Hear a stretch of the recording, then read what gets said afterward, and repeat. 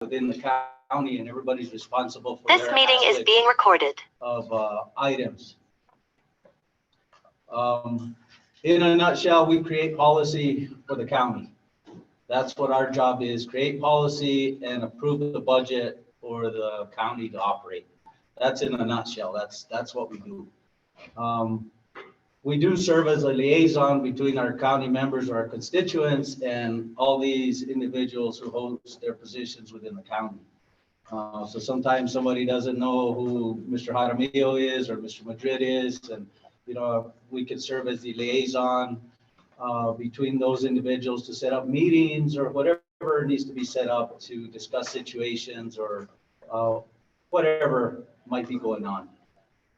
So that's in a nutshell what a county commissioner does. I mean, in addition to that, we have a lot of other duties that we do. We sit on different, not really boards, but different organizations or committees that service our community. I'm part of I serve on one of the committees for the Blue Bus. Everybody's familiar with the Blue Bus. There's county commissioners and council members and everybody from all over the northern New Mexico that sit on that board.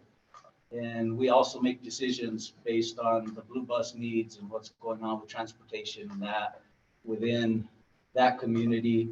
Also serve on the emergency response basically for Taos County. And those meetings aren't very often. I mean, the last time it got together was when we had the December 15 squall where the winds hit Taos County really bad. And several organizations get together, county, town, EMS, utility organizations, everybody else, to come up with a strategic plan to deal with those type of things. And then the other commissioners, there's 5 commissioners that serve in our county. The other commissioners have a bunch of different, the landfill committees and every other committees that they're on. And we report back to our meetings. We have 2 meetings per month that are scheduled. And then every so often we'll have special meetings that we need to attend as well. So that's in a nutshell what a county commissioner does. Is there any misconceptions that the community has in terms of what you can do? I believe so. One of the biggest things, and don't get me wrong, I'm not trying to get away from when there's road issues or issues with the dump or issues with that. I'll take the phone calls and I'll pass on the information to the proper department, the proper authorities, and make sure that it moves forward with some kind of resolution. Robberies, cars being stolen, it's not in my scope of work. I'll move that on to the sheriff's department so that they can, we have 2 representatives in the back. I was hoping Steve Mieta would be here, but I know he had some personal stuff he had to take care of. So I believe, and I don't know if you guys are willing to, if we need to. I started Atencio on the on Okay. today, so I was asked by Thank you. So I can answer the questions, I'll answer them. There's probably a lot of questions that I won't be able to answer now, to go to our own sheriff or sheriff themselves. But I'll be able to, I can answer anything that I possibly can on my end. And I did mention to the county manager that I am the chairperson of our DUI committee here in Taos County. I have been for the last 3 years, we've been part of that DUI process for the last 20 years. So if there's any questions, regarding DUIs and how that DUI program works, feel free to ask me. And what does DUI stand for? You know what, let me interrupt for just a second, or not interrupt, but what we did is we created an agenda, and so we have different categories.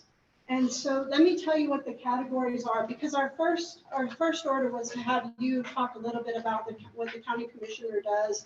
And throughout the meeting, it'll be really helpful if you can clarify things as we go through some of the issues that you even brought up here. So the first category we have is cleanup. So, or just issues with keeping our village clean. And on that issue, and then the second category we have is tied to bringing community back to the community, and that's the farmers market and also the fiestas.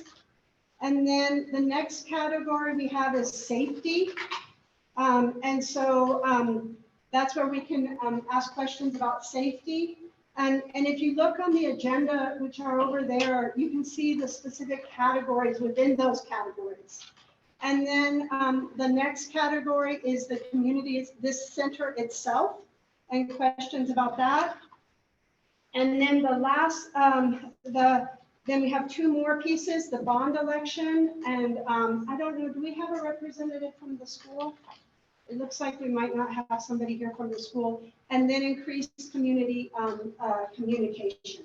So I do want to preface this that Miguel Angel's from MOS and I'm from PVHPS, the parochial school renovation. We'll be trying to monitor it, and we want really good discussion. We don't want, I mean, don't, please use it as an information session. And we want to be efficient because there's a lot on the agenda, but we also want to give you a chance to talk, okay? So let me, let's go, and I know you had a question. Did you want to, did you want to introduce yourself as well?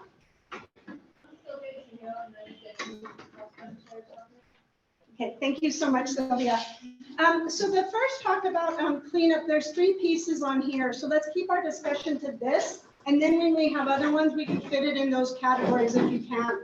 But the first one, so many people, I mean, you see my name a lot on Puro Peñasco, but so many people on there are concerned about the Lujan garage that got burned down and cleanup of that.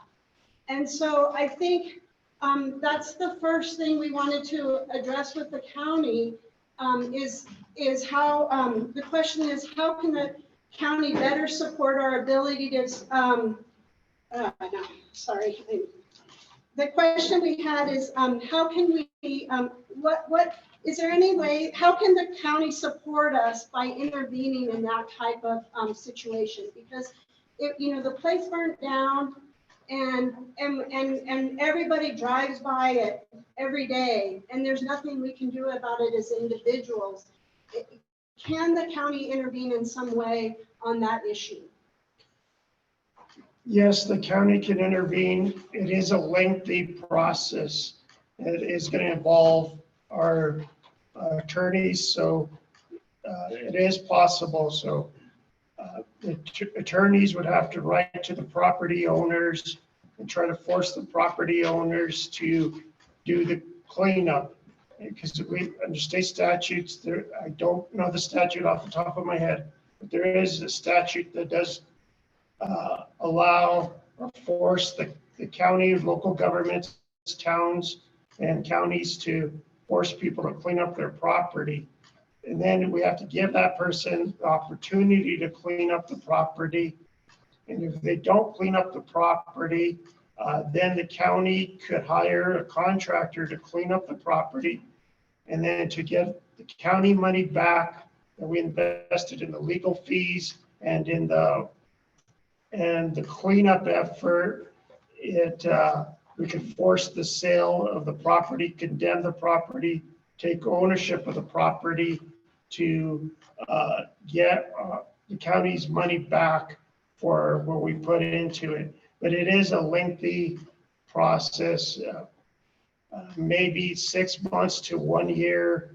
Once the attorneys start on it, because we do have to give the property owner ample time to do that as well. I know initially there was some communication that we did try to talk to the property owners, and that wasn't successful. And but if that's something that we could do and put that into our budget process now, to budget X amount of dollars for cleanup and going after the property owner legally. So yes, it is possible to get that property cleaned up. So what is the process that Peñasco needs to go through to ask you to start that process? There's not, I'd probably, Can we just say now? So that's what I'm trying to say. I think us referencing, the attorneys referencing that the county commissioner and the county management staff came to a community meeting, and this was something that the community wanted. That'd be something for our attorneys to reference, that it's the voice of the community. Granted, we don't have the whole community here, but I know it's an eyesore. I drove by it on my way here, drove by it several other times. I know it is an eyesore. So it's not that the community needs to take formal action. It's something that we could probably now reference in there. And like I said, it's been a while since anybody has approached us about getting it cleaned up. So, is there anybody who would like to make a comment or ask them a question about that particular situation? Yeah, Couldn't the county manager's office write to these people and possibly give them a certain amount of time to do what they have to do to clean it up? And another thing, will their house insurance take care of that? They didn't have They didn't have insurance. Most people here in Peñasco don't have home insurance unless it's a newer home. Wow, then I'm gonna go give up my house insurance. Ms. Dominguez? I heard say back when the house was engulfed in fire, that the family was seeking help. I don't know if it's from individuals or from the community in general, but they needed help from the people to have it clean. That's all I heard, and I didn't hear anymore. They did have a GoFundMe page. So I don't know if they had a GoFundMe page on Peñasco. Also, I got what I can do. I mean, I think everybody heard what the process is and the potential of the family could lose their property, right, through this process. I would just encourage the community, if you feel that strongly about it, maybe all these organizations need to get together and speak with the family first and see if you guys can come up with some kind of plan so they don't possibly go through that process of losing the property first. And if that doesn't go through, then we can move forward with this process, because once we start this process going. And so, and something of that process, yeah, the family's asking the community or anybody running here to help out. Yeah, that would be a thing for the community to come together to try to help out in that situation. That's what they were first seeking. But we all know that that's like a big project to get done. Can there be any way in getting, tractors or someone with, big equipment to be helpful in that situation? If we're not wanting to have the family of that house or family of place lose their property, that's for sure, we don't want to do that. But in the defense of the town coming together to help them out, but how can we all do that? And maybe in the county, in the Taos County part, is there any way the big equipment or something like that to get it done? Is there any process of something like that? Ms. Rose? Yes, I talked to Candace several times about it when she was a commissioner. It's almost been a year. And the excuse that you guys always keep saying that you talk to them and they don't do anything. So what is the process going to be? It has to be clean. My understanding in the beginning, because I talked to Lorenzo, who's the code enforcement, and he said that, the process might be that if, when they eventually sold their property, there'd be a lien on it, not that they would lose the property. So I'm not sure what that is, but if there's a concern that there's asbestos or anything else toxic in there, is there any way that the state could get involved, the environment department, and help get it cleaned up? Gene, no, there's not a process for that. If there's a fear of asbestos, then we would probably need to hire a contractor to come and do those tests. There's can't remember the company, it's out of Albuquerque. Going back to Ms. Dominguez, I think former Commissioner O'Donnell did try to contact the property owners. I know the fire chief, Mike Cordova, countywide fire chief, did try to contact them as well. to help get it cleaned up. Traditionally, we've never used equipment for cleanup of any properties. We have been worked with them on the 30-yard roll-off, like you see at the landfill site. We have taken that to property owners in the past to let them pick up and throw the debris in there, and then we've picked that up, and not charged for the roll-off to be there. And then we've tried to work with them on the fees at the landfill, and just to try to minimize those as low as possible. But for others that have had structures burned in the past, that's how our solid waste department has worked with them, is providing the roll-off. Ms. Mascareñas? I was going to say, I know the family. We were born and raised here for part of that family. And I know the daughter who is the owner. It is very sad to see anything like this happen to any family. If it would happen to you, would you have the money to do all this? Think about it. No, I wouldn't, Ms. Mascareñas. So next is for everything that is done in anything like that, you need permits. Every permit needs money. And then if you take all that waste out of here, you have to take it hundreds of miles away possibly, because they don't permit it in the regular dump. There's so many things that have to be done, so the family has to be contacted. They have to be worked with and see how much they can afford, because if they don't have insurance, I'm sure they're like everybody else. That is a big cost to anybody. And yes, it is a sore, but how many of you are willing to give $100 at least to help get rid of them? We all, if we want it out, we have to help, like somebody said, they have started a fund, GoFundMe. I don't know, I didn't see that. But there was a GoFundMe for the people that live there. There was a GoFundMe because I contributed. I didn't know what was going on. After I learned the truth, I said, oh, wow. See, you have to know a lot of things before you get money. But that's okay. It helps somebody.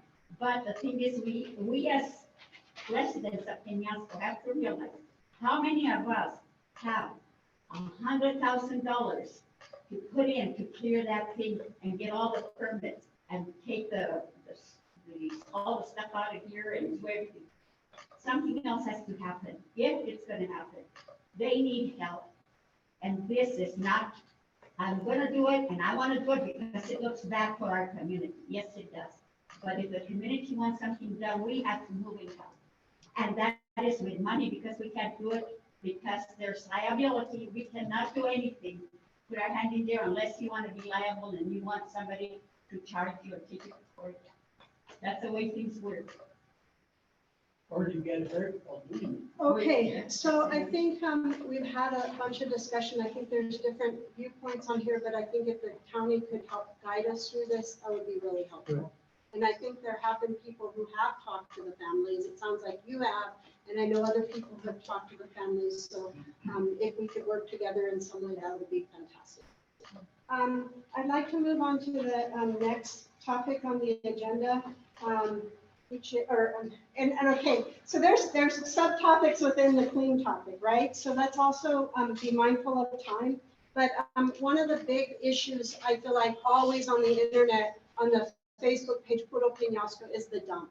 And I feel like I'll speak to this a little bit, and you can tell us what you can do and what can't do. But I feel like we are a community who doesn't, like Albuquerque, get our trash and our recycling automatically picked up.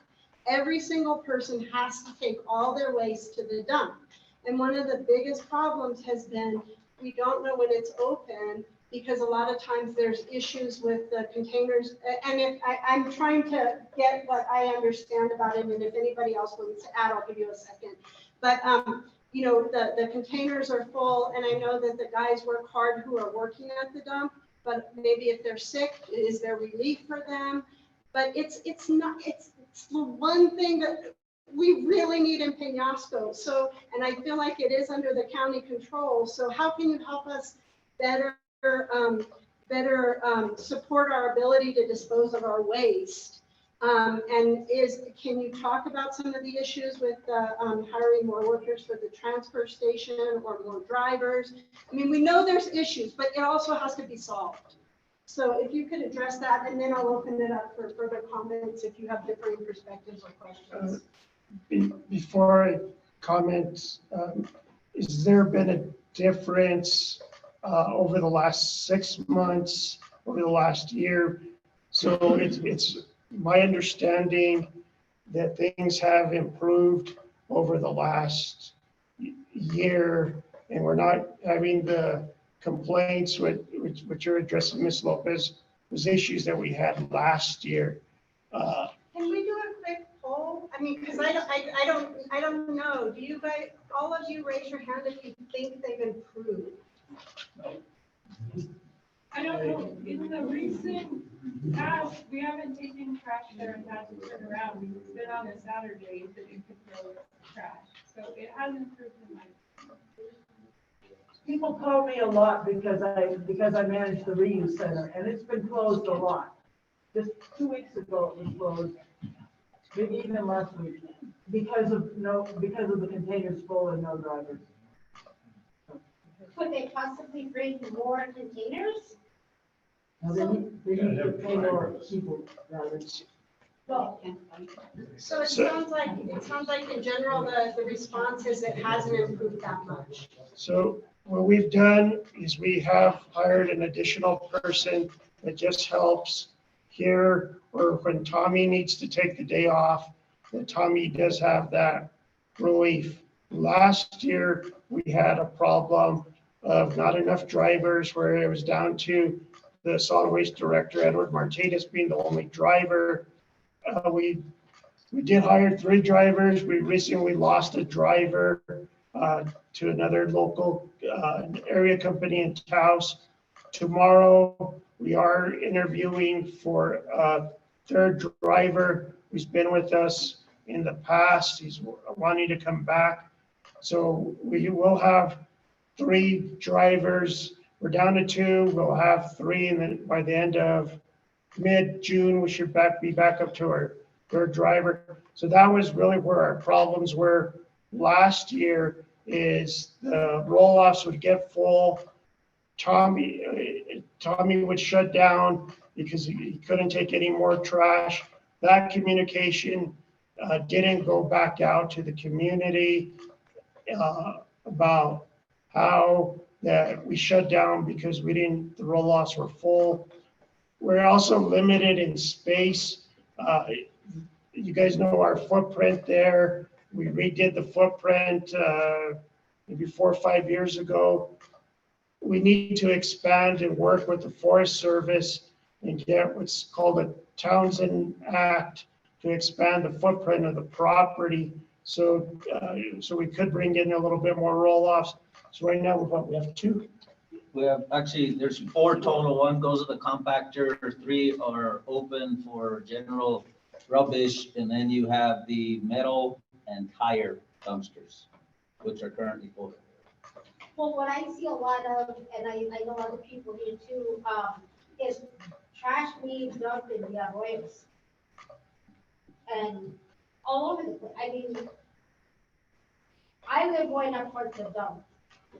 And you go just a little ways up the hill and there's trash, piles of trash sometimes. And it's almost as disgusting as the burnt house. And that's what we don't want. We don't want it in the arroyos. So just let Commissioner Mascareñas know if the hours are not consistent. We do close down for the holidays generally. Tommy's off when the rest of the county is off as well. And we have discussed, let's use President's Day as an example, that maybe, so then Tommy closes on the Saturday because we're closed on the Monday, and Taos and the other offices are closed. So we've talked about that it doesn't make sense for them to close on the Saturday because you guys are not doing anything different on the Saturday, and then that maybe Tommy should, and the other, this goes for all the other transfer sites, I'm not picking on Tommy, it's just that you guys know Tommy, is that maybe Tommy is off on the Tuesday instead of the Saturday, because you guys are home on the Saturday wanting to go to the transfer station versus a Tuesday, and Tommy's back at work on Tuesday, then maybe instead of him being off on that Saturday for President's Day, that he'd be off on the Tuesday. And I think that might be a better solution. Obviously, if Christmas falls on a Saturday or New Year's, he would still take those days off. But these holidays that they're not, I don't want to say not as important, but not as major, that maybe we stay open on those days. So we've been talking about doing that, and this would apply to all the transfer stations. Would it help to have somebody from the community, like, I don't know, be in contact with you? Like, I don't know if those solutions sound good to you guys, or what I feel like there needs to be some communication about where it's breaking down or what might work. But I also don't want to go into a long discussion about it. Anybody have any thoughts in the, Monique? I have a question. Just like everybody else, everybody's struggling to find workers.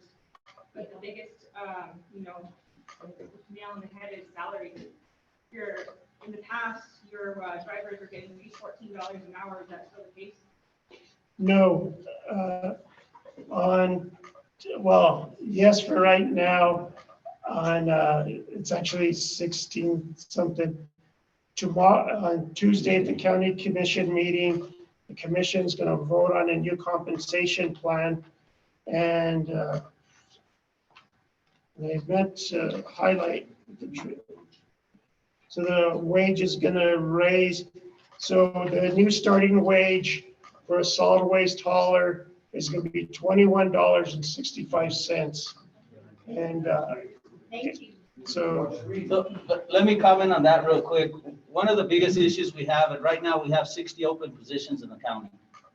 Okay, so that's pretty much half our staff, or we're operating with half the amount of staff, pretty much. And when I first started in January, we had 70 some. So we're slowly creeping up, but one of the biggest issues is, like everybody else,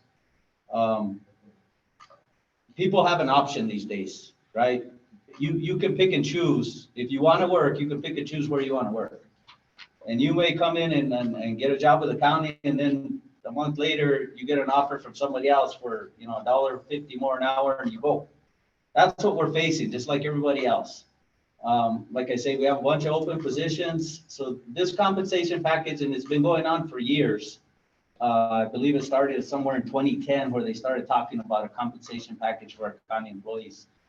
It looks like, hopefully, we'll see. I don't want to promise anything, but we will discuss it at our next meeting and hopefully move forward with it. And this is across the board for every position across the board.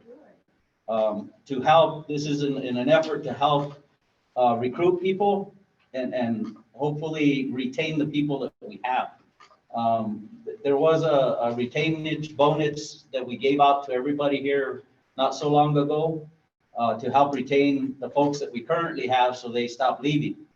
But that's an issue across the board. Any business, anything that's going on, that's the fact of life. That's a post-COVID thing. Don't know why. And another issue is to find people Just to a work. second, we have somebody raising their hand in the back, and then we'll come over here and then we can get to you. So I understand that roll-offs are the issue because they're full, we don't have drivers to replace them. But I think a lot of the times if the dump is getting shut down early is on Saturdays. That's when people are off of work, they're trying to get, the trash to the dump on the day off. Is it possible for Tommy, and I'm sorry, I don't remember the other young man's name, could they alternate days off so that it's open Saturdays and Mondays? Maybe that extra day would help alleviate some of this problem. So that one has Saturday, Sunday, the other has Sunday, Monday. Just an idea. we'll take that into consideration. One of the other things, and I know there's a couple folks, and Commissioner Mascareñas has said this since pretty much day one that he's been there, is the communication on the days off. What are your suggestions to improve the communication? Is that tagging back to Puro Peñasco off of Facebook, or how do you guys want to be communicated with? So let me put it that way. How do you want to be communicated with if we do close down? One thing to keep in mind too, when the county goes on a 2-hour delay, so do the workers from the dump go on a 2-hour delay. You made a comment about something earlier that you guys are probably in the process of thinking, which I think that would be the best thing for us around here, is talking to the foresters and doing the expanding it. Getting it bigger, getting it to where we have more containers would probably be something that would be best, because it's not just Peñasco. There's all the other smaller communities around here that all use it. So if you really think of it, there's more than enough of us here that fill that sucker up really quick. So expanding that place and getting it, a little bit more organized, of a better process is all down the line too. But I think expanding it, what you were talking about, would be something best. All that. Did you want to, I'm sorry, I don't know your name. Did you want to share something? All I'd like to say is, they're talking about hiring and all. People don't want to work. They will not go up there to apply. Okay, Jane, did you want to? Well, I agree that it should get in Puro Peñasco, because I think one of the big things that happens, because people contact me all the time because of the reuse. And so I put it on Puro Peñasco when I know it's closing, because when people go to the dump and it's closed and they already have the trash in the back, that's when it ends up in the arroyos. People need a heads up ahead of time. And a lot of people do, and not everybody's online, but a lot of people do use Puro Peñasco. So if Ronnie, if somebody could get it on there as soon as you know. And Desiree, I think you also had your hand up. Yeah, so I appreciate that you guys are trying to set up that initiative to retain your workers, but I had a couple of questions. The first being, is this wage being implemented on people who already have CDL licenses? Or is there some kind of program in which you're offering the ability for people to get training with their CDL licenses so that we have consistent records? And in addition to that, although we do have a retention problem, is there a way where you can work into the budget something that's like an on-call position, where if we have these like hiccups where we don't retain full-time employees, or if we have someone that calls out, we're able to have somebody that is available and can be.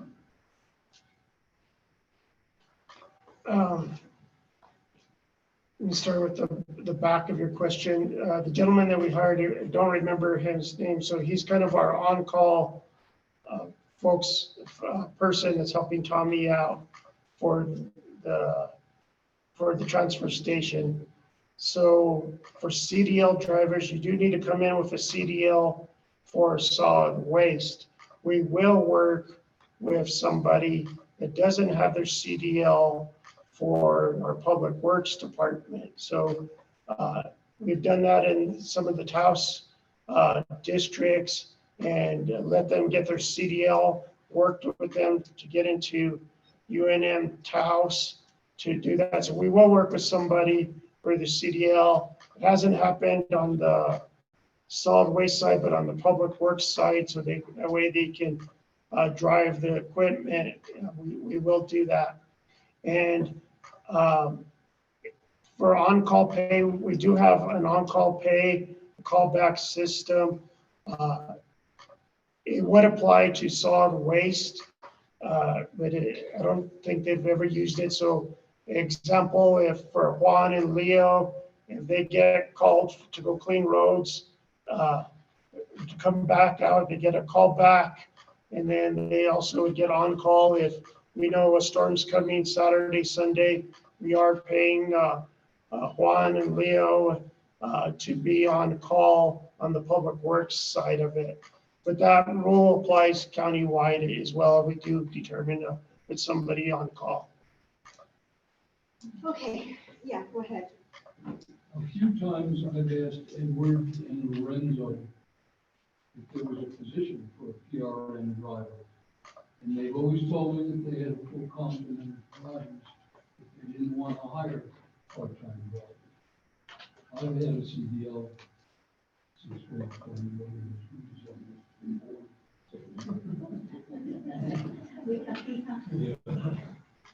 and I'm just wondering, if you're putting out that message that you don't need part-time drivers, and you're looking for them, then there's a miscommunication. Also, is anybody here from the Pueblo? I put out brochures down there too. I want to commend them for their done. Anybody's ever been there? That place is unbelievably clean. They have an excellent recycling program. Perhaps Edwin Lorenzo should go over there and see how they're operating. Thank you. They have money. Manuel, a couple of things, the commission might have heard from is the recycling, which is a many place there. And then people are throwing away a lot of glass and other stuff.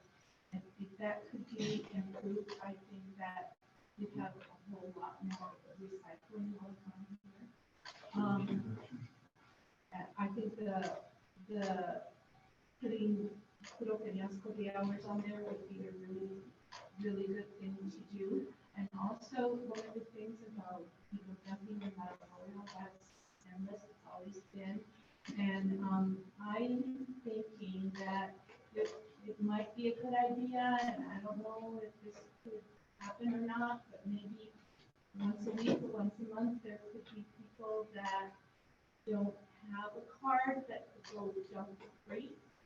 Or maybe like a sliding scale or something, because I think a lot of people don't or can't spend that money to get that card every month. So that's just a thought. Can I respond real quick? So I think getting more property from the Forest Service would help improve the area for recycling. So that is a long process. So we haven't started that. We do want to improve our recycling system, which right now is metal and cardboard, corrugated cardboard. We don't take everything. One of the things coming up is we're going to be doing a rate study to see what should be the rate people should pay for recycling. So please pay attention to when that comes out. That's something the commissioner is going to hear about. And well, he knows where we want to do a study, but to get a study done and see what it's going to take to become that the folks should pay for recycling. So I know there's folks that don't want to pay for recycling. There's folks that want to pay for recycling. So we know that's going to be a big debate coming up. And unfortunately, that's one of the policy decisions the commission's going to have to make is, do we charge everybody for recycling, or how do we make recycling a go in the community? Okay, there were two more questions, Rose, and then I'll have people after those. What is the company's responsibility on cleaning up truck full of trash that's right across from that house that burned? I think the mother died and the son lived there and everything where he's at, and the truck is full of trash. And all of that, the ladies throwing it into the road. I wondered what the county's responsibility would be there, because obviously that place doesn't belong to anybody right now, or the person that belongs to is dead. You know, for example, it's right across from the house that burned. It's unfortunately that's private property, and we couldn't go in there to get that truck removed. Why reuse works at the dump is because of the volunteers. Thank you. Yeah, no, thank you guys, both of you, Gene, for making that work. So, thanks for, I think we'll move on to the next topic. We have so many more. I know we could spend a whole day on this one and it's important. Thank you for the reuse center volunteers, but I also feel like trash is a necessity. It needs to be taken, you know, the county has a responsibility.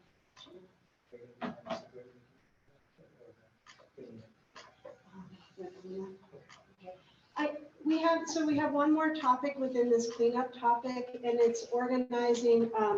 The way that we came up with these topics and the questions is we had Zoom meetings between MOS and Hogs and Heifers and PVHPS and just seeing what's online. So that's kind of how we generated this.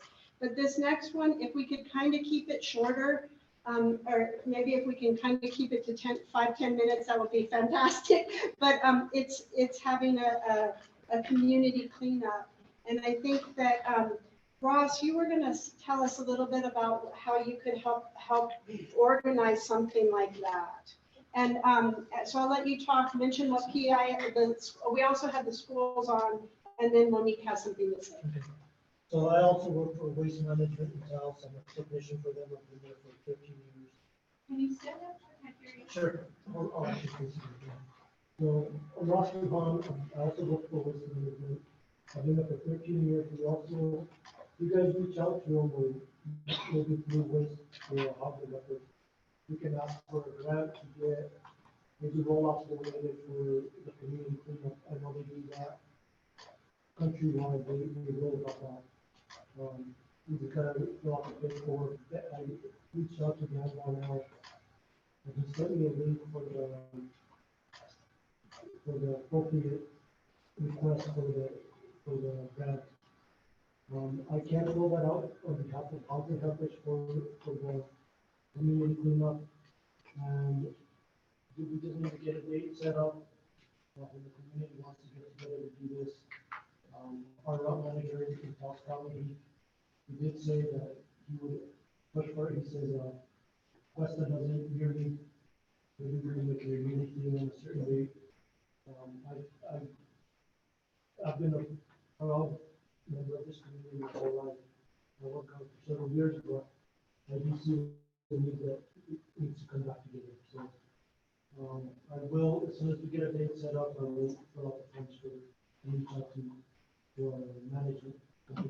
That would be fantastic. So thank you for being so proactive. And I know when we were meeting with the schools, they said that they are implementing the graduation requirement. So part of the graduation requirement is going to be community service. So there's a possibility of high school students doing that community service and cleaning up the highways or the trash in the community, because ultimately it's their families that contribute to throwing stuff out.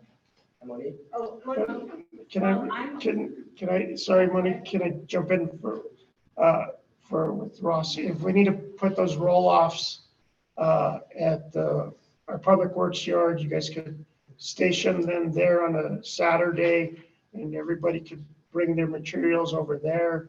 And then if commit Juan or Leo, one of them or both of them, to with the backhoe to smash everything down. That way we get a fuller load. Just let us know.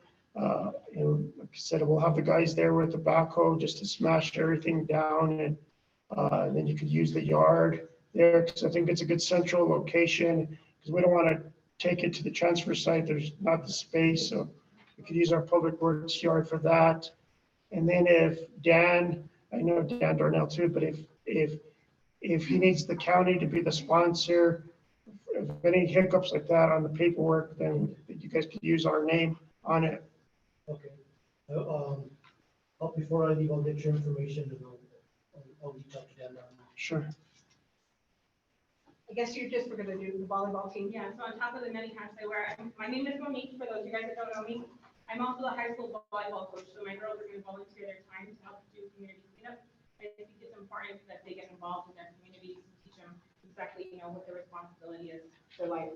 So they'll be volunteering as well. Okay, yeah, go ahead. Sorry. No, you're good. So I'm wondering, just because this is a community-based project, I know that we do have a smaller community. I'm wondering what the availability or the possibility of us speaking with juvenile justice or adult probation working to maybe see if the county can assist in transporting those who have a requisite that they need to meet through their court systems or anything like that for community service, to participate in something like this as an opportunity. We could take that back to our DWI coordinator, Johnny Rodello. Generally, the courts do assign him the community service workers, then he in turn assigns them to solid wastes, to Edward and Lorenzo. So Edward and Lorenzo have used the community service workers in other cleanups or other Arroyo cleanups. So yeah, we have the dates well enough in advance, we can work with them to push to get those community service workers there. Wonderful. Anthony, you have a comment? I think it's a good idea that we get it as a community, that we want to get youth involved in cleaning. But we got to take it into consideration. I'm a mayordomo of the Acequia Peñasco Municipal. I hire people to help me. There's a lot of needles there. So if you're going to hire youth, you have to consider that they might get poked by a needle, because there is a lot of needles all over the Peñasco. It's a good idea to help them, but we gotta be safe, because there is a lot of dirt. Right. And then we could, for those cleanups, we could have the needle boxes. I know we have some. I think the sheriff's office has some too, right? So between the sheriff's office or DWI, we could get the needle boxes for those community cleanups, and then you'd want to use the grabber things. You gotta have good gloves and good. So having those needle boxes is great.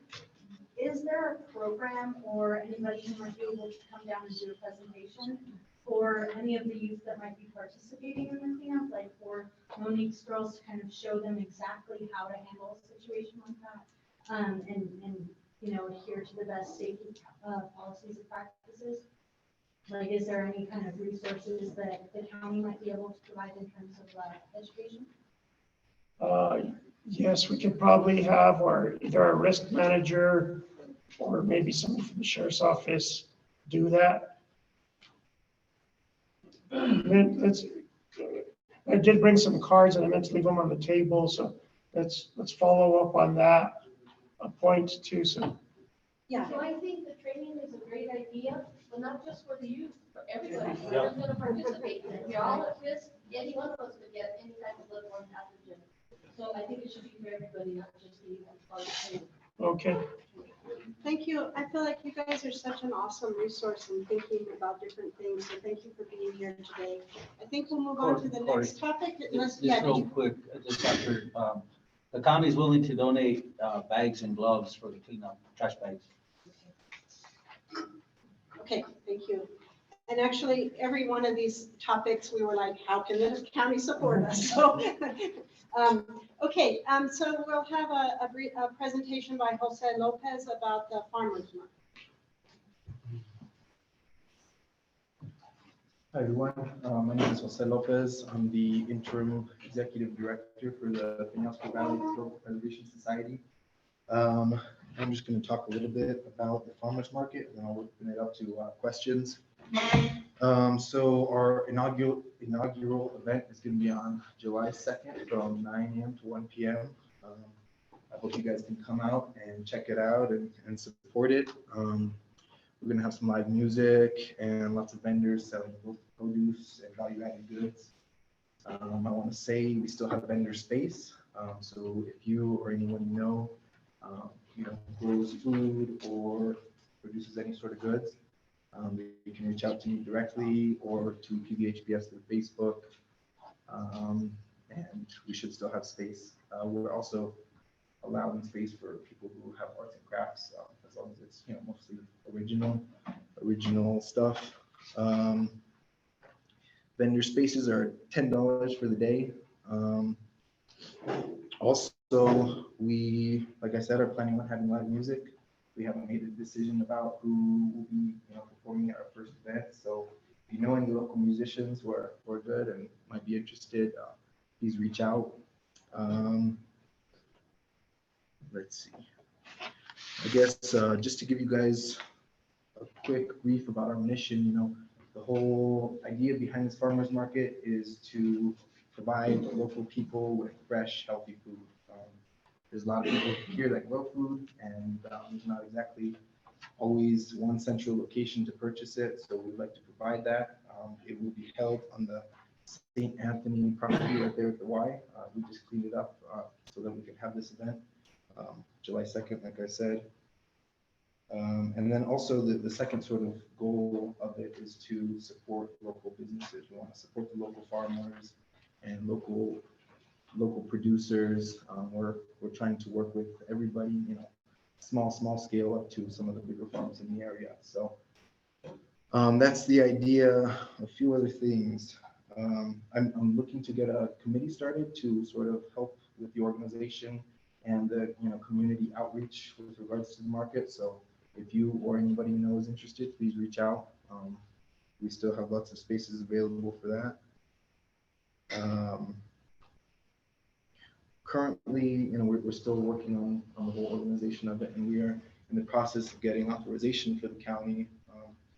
We have been contacting with Rudy Perea from the planning and sent him our business plan, our layout plan, and we're hoping that we can get authorization from the Board of Commissioners before our start date. Otherwise, we might have to pursue getting a event permit.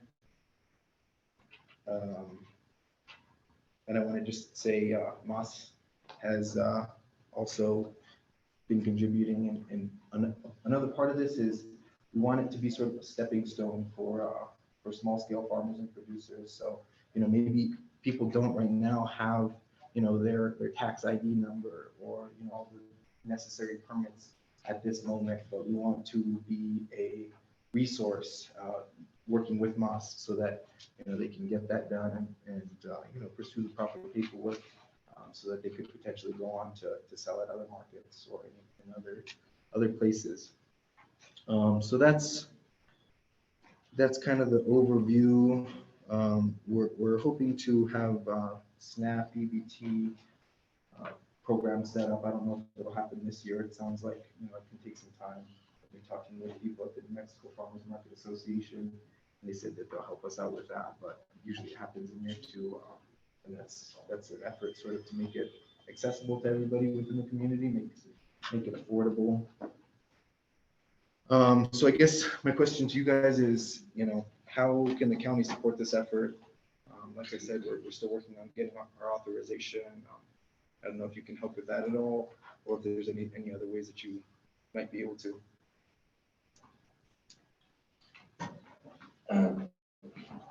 So my initial thoughts, Mr. Lopez, is maybe that we could use some of our American Rescue Plan Act funding, since this is entrepreneurial in nature, that maybe if you're looking to get your tax ID number and some of that paperwork, maybe we could,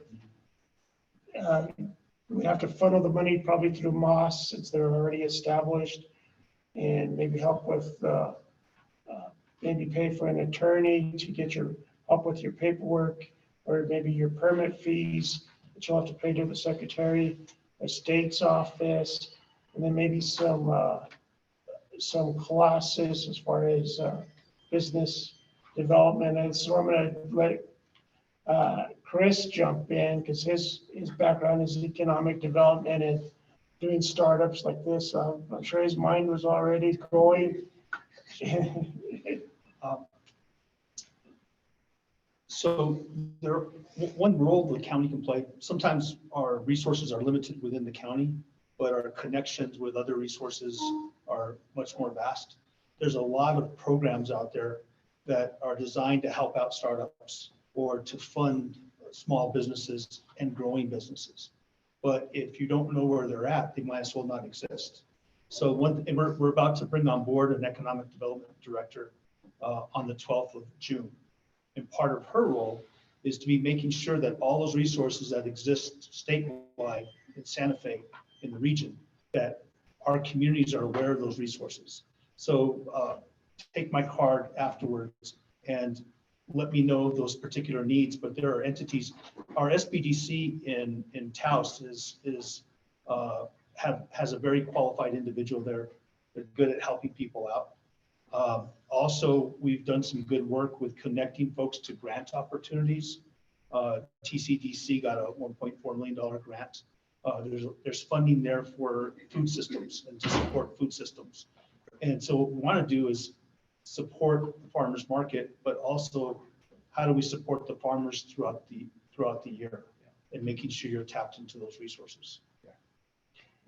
And the other thing we could do is, I don't know if you talked to Jennifer or Andre from the Taos Farmers Market. So the Taos Farmers Market is now located in our front parking lot at our courthouse administration complex. We can put you in touch with them and you can go sit with them and because they've done all this years ago and whatever growing pains.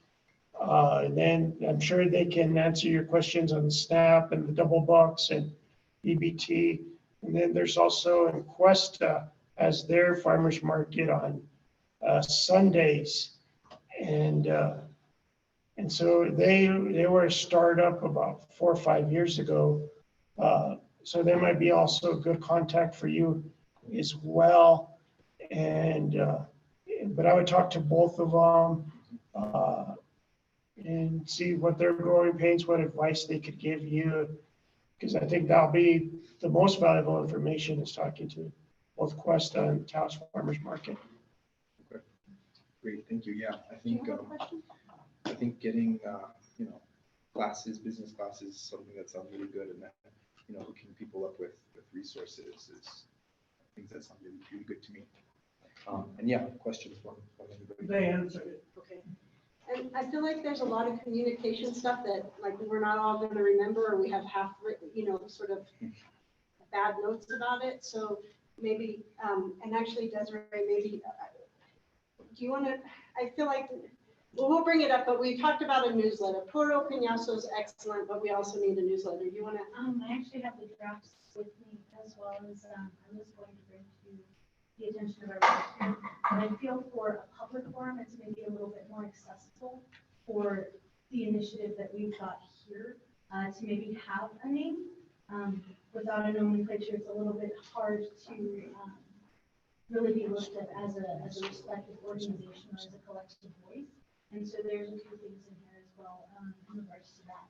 That I would like to. So we have this newsletter idea on the agenda, and so let's come up with those things when we're there. But part of it is to have Desiree had recommended it for as an alternative to the internet option.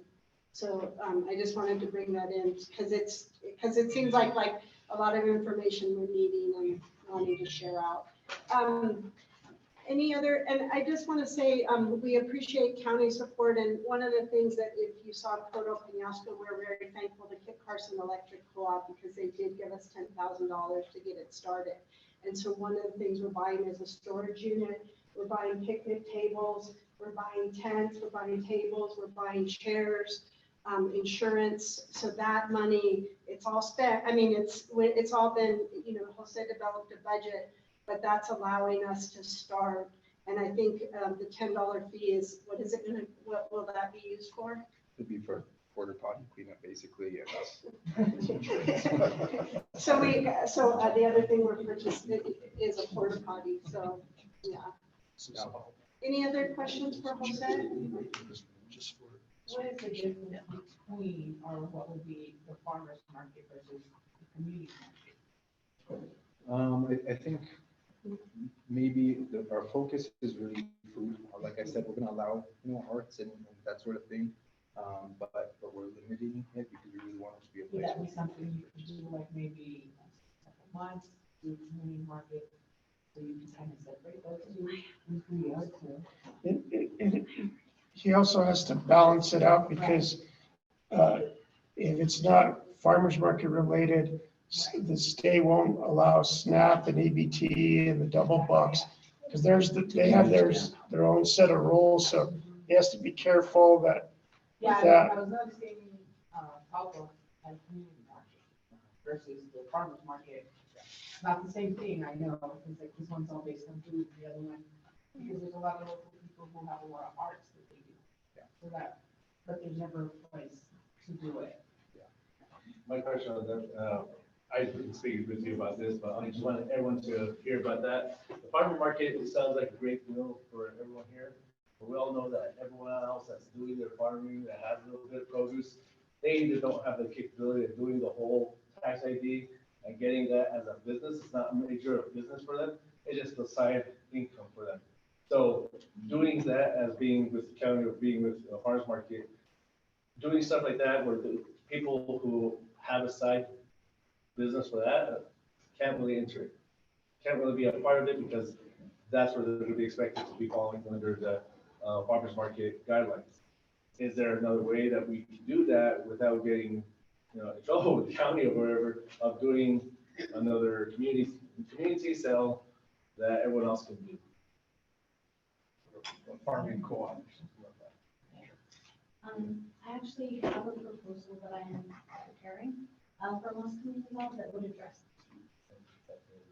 That's why I just want everyone to hear too, but I know family members or any other family members that you guys have out there. Part of this is to be spreading the word out for all the community members to know about that, but there is something for everyone to try and get their hands involved in this. So they're not always going to be feeling like they can't do it because they don't have it as a big business that they're trying to make out of it. So let them know, give them the information that we're trying to have something for everyone.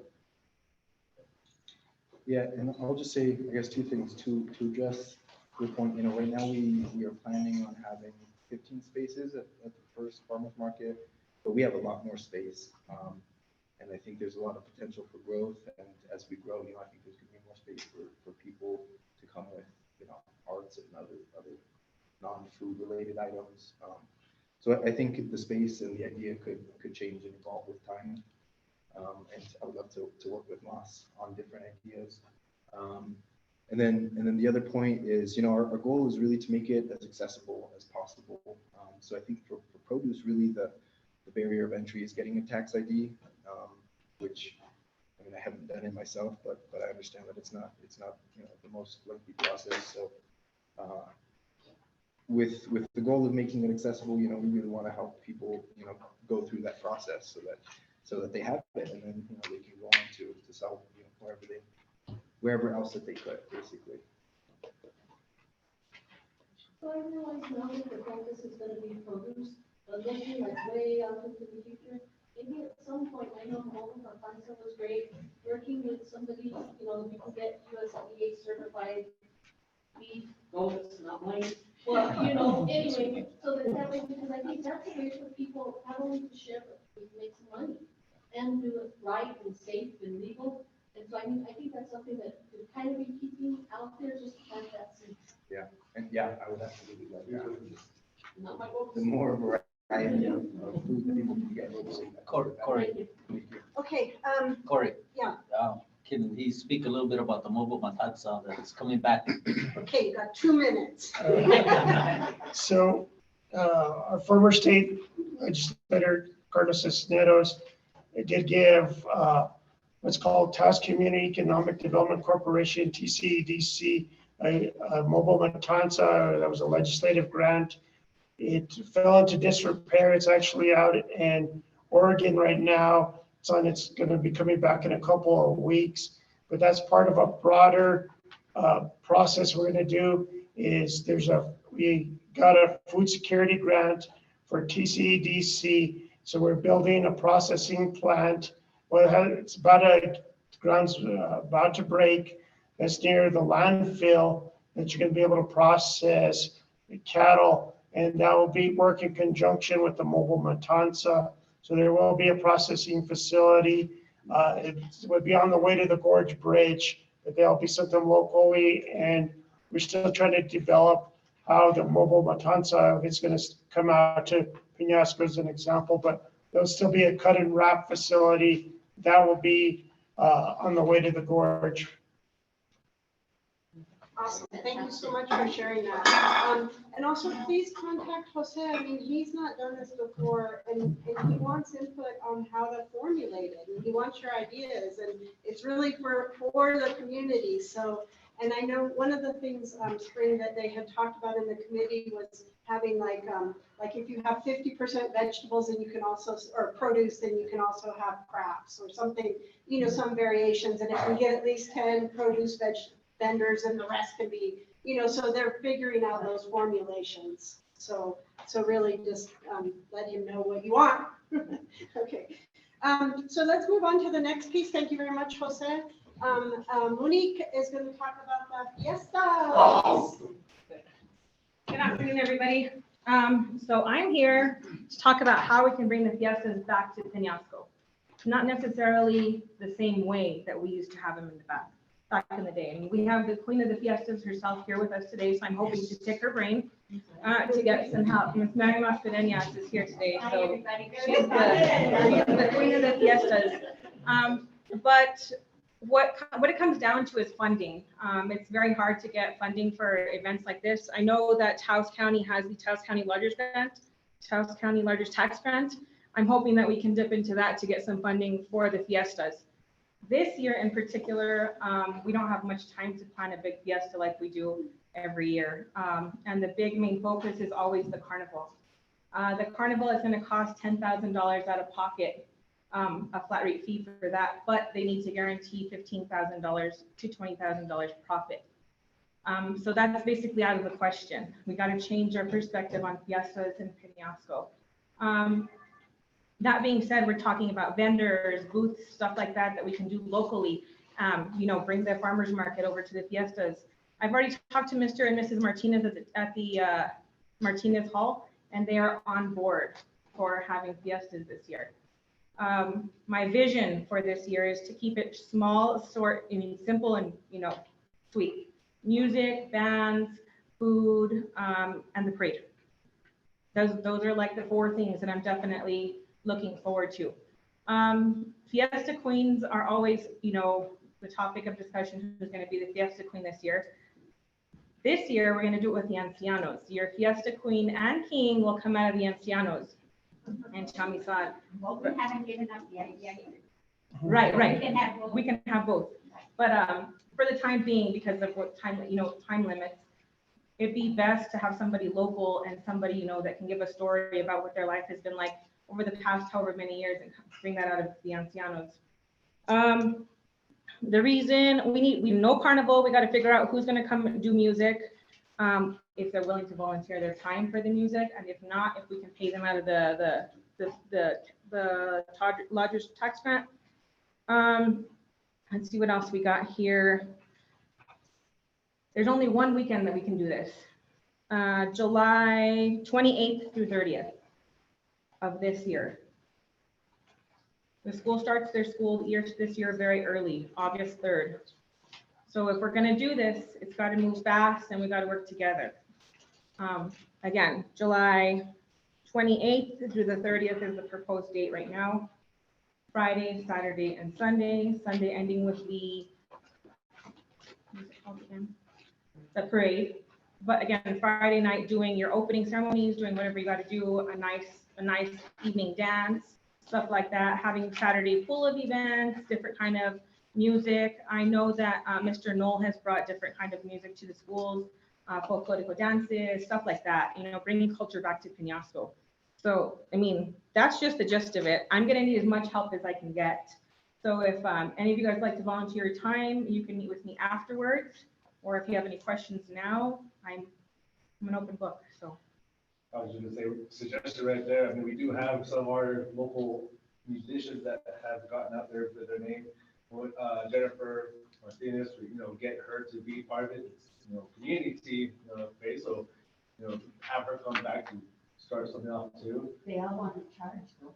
I know the capacity. Yeah, I know that. $400 is a lot, but that's what they charge Victor. Yeah.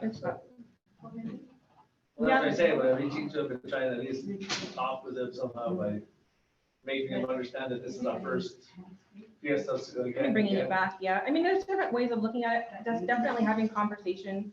I've already had a conversation with a local band from Tufts, and they are willing to donate their time for us. So if we use the hall, we can use the hall, but if we can find somebody to donate outside space, you know, a tent for overflow, stuff like that.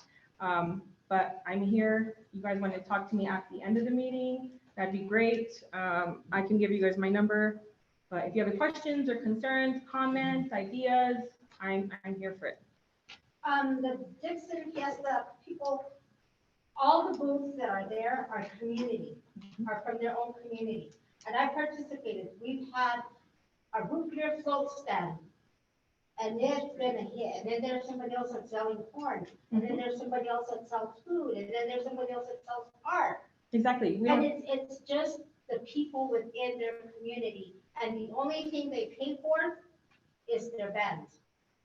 And they do fundraisers throughout the year, but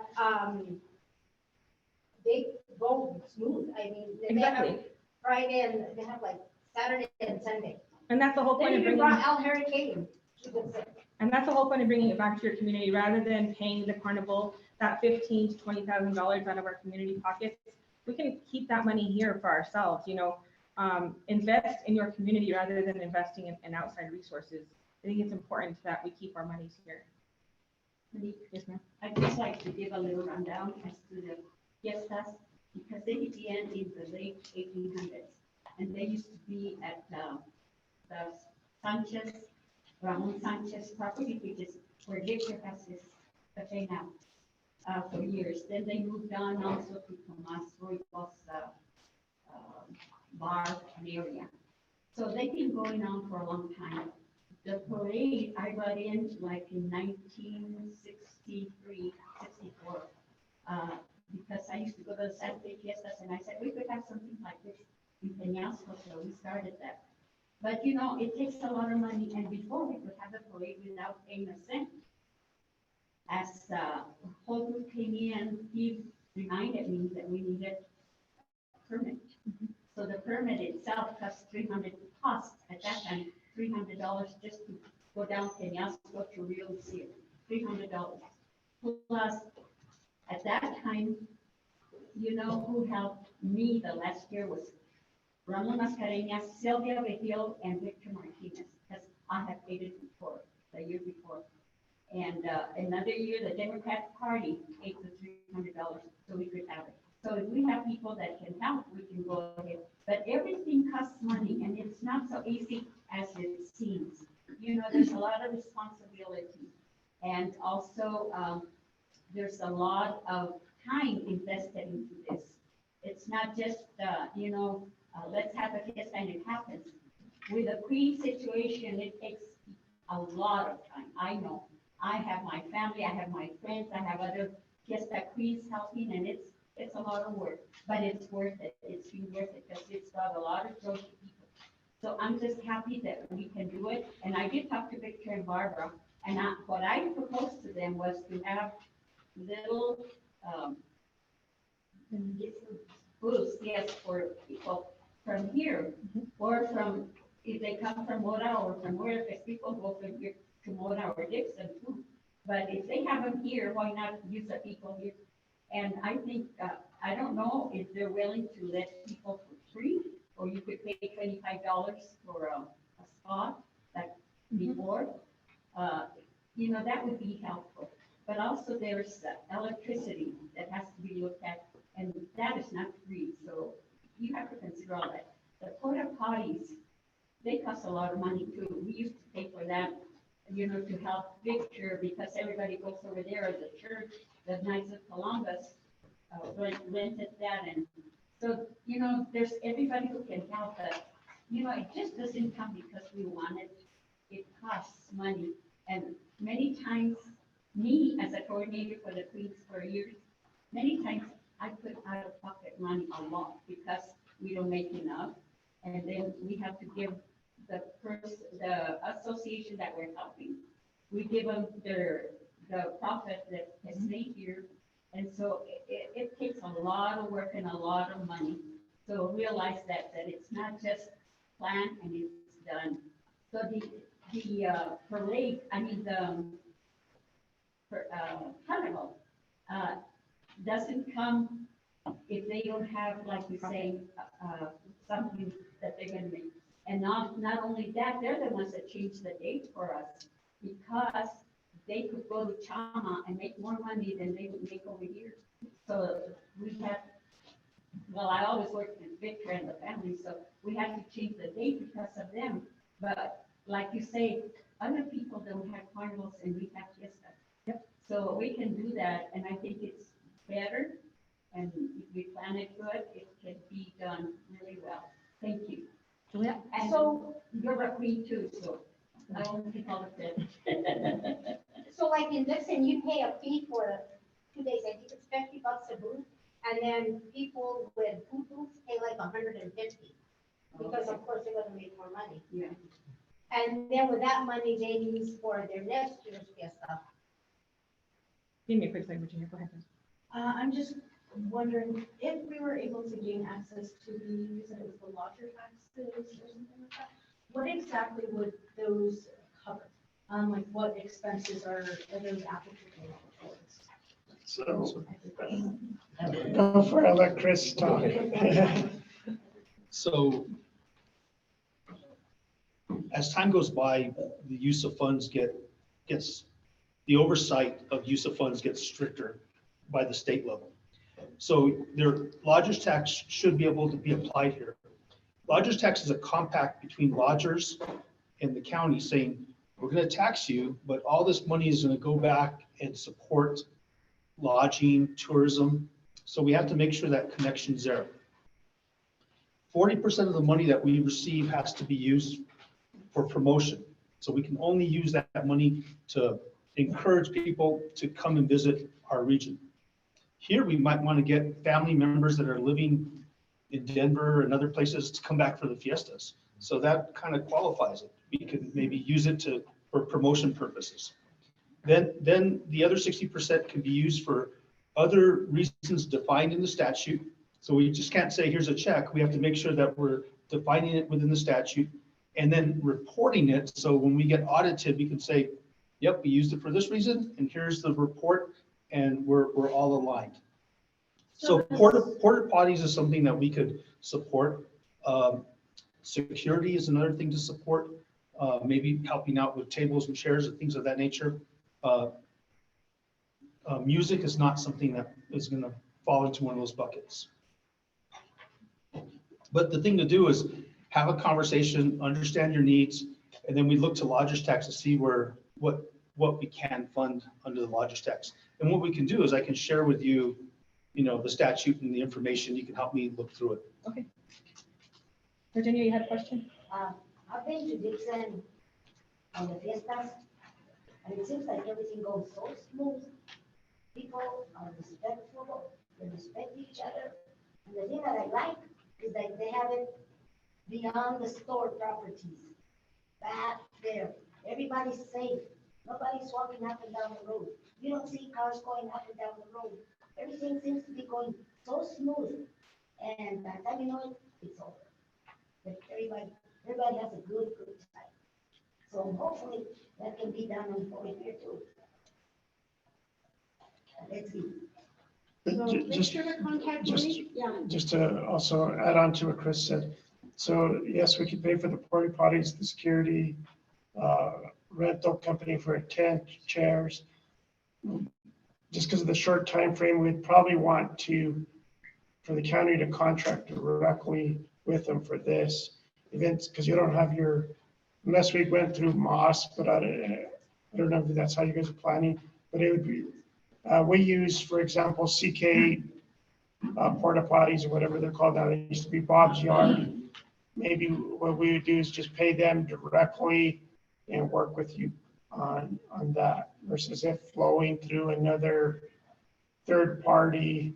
If you were an established 501c3, and we'd probably do a funding agreement with you guys that way, but Maybe in the future. yeah. Well, thank you guys for your time. If you need to talk to me, I'll be here. And a little bit more challenging it would be to apply it to farmer's market, but there could be that possibility. If I understand the location, it's on the high road. It would take some effort, so no guarantees, but it might be applicable there as well. And they're actually associated with PVHPS, which is a 501c3, so that's just he facilitates it. Before we move on to the safety part, Marvin McCully wants to ask a question. So my question, so everybody is aware, a few years ago, the governor signed a bill, $32 million appropriated to natural gas line to be brought up to our area. And I did speak with Chairman, Commissioner Mascareñas, and I wrote a letter to Brent. This, I think, is a vital necessity for our community, as we are an aging community, and our elderly, it's becoming a hazard for them to utilize fuel wood to heat their homes, because that's what 90% of us utilize. We all know the price of propane has gone up considerably. Bringing a natural gas line to our area would be very beneficial to locals in particular. I'm kind of focusing this on senior citizens, because it becomes very difficult for them to be heating, their wood stoves and such. So as the county, what I wanted to know is what has been done. I know it's capital outlay funds, and if we don't request to obligate those funds, there could be the potential of losing the funds. So what has been done? Is anything being done? And please, let's get something done. Yes, no, but we do have a response letter for you, Marvin. Chris has been working on it. It's kind of been Chris's project since it got started. It was my project before, but I'm gonna let Chris jump in and go through it. And then there's probably some things we need to clarify just based on what you just said. Just in case. So thanks for the question. I think you said 32 million. The amount I understand is 14.5 million. No, that was a whole bill amount. I know those. Okay, there's other locations. Those other stuff in Okay. that bill. I think the community center. Before coming on board here, I was at Rio Riva County, and I initiated and worked on a pipeline project from Chama down to Jaramillo. So understand the benefits of a community. Back then, I haven't looked at the numbers recently, but propane is 4 times more expensive than natural gas. So that brings down costs to the schools, to the individuals. So very important subject. I came on board in January, but I kind of looked at the history of what took place. The legislation was passed in 2022, I believe. And then what occurs is, because it gets appropriated by the state, it doesn't mean it's funded to the county. We have to go through a process of severance tax bond sales. So the bonds have to be sold to fund the grants. And then once that's sold, then we get a grant agreement and we're able to move forward. So the first opportunity to sell the bonds was this past winter. And what took place is a bond questionnaire has to be submitted sometime in the November timeframe. And the county properly submitted the questionnaire so they can be considered for the bonds. What the county did is the state let us know about this opportunity. They said, can you administer this? The county said, this is very important. Yes, we will. And we took guidance from the state and filled out the questionnaire. The attorneys at the state level, and I think they're scrutinizing this for, I think you've all heard about anti-donations. So they look at this issue and they say, county, are you going to own this pipeline? And we say, we're not going to own it. Well, that throws up an anti-donations question to the attorneys that have to make this decision. Long story short, they determined not to include this in the winter sale, the winter bond sale. So when I came on board, what I've been doing is reaching out to the state at multiple agencies, to the governor's office. Brent helped us get to the governor's office, using our attorneys and saying, why weren't we included in the last bond sale? We need to understand it so that this next bond sale, we don't have the same issue. So after all that effort, what what was finally determined, the state DOT, Department of Transportation said, we're going to take over answering the bond questionnaire. And so they did fill that out in a timely basis. So now the second bite at the apple, if you will, the bond questionnaire has been filled out, this time by the state themselves. So if anybody should know how to get this past the anti-donation hurdle, it should be state DOT. Crossing our fingers, hopefully it'll be part of the severance bond sale now in July. And then if that occurs, we'll be looking forward to funding in the August, September timeframe. In the meantime, what we're doing is we don't want to get funded and then start the procurement process and lose more time.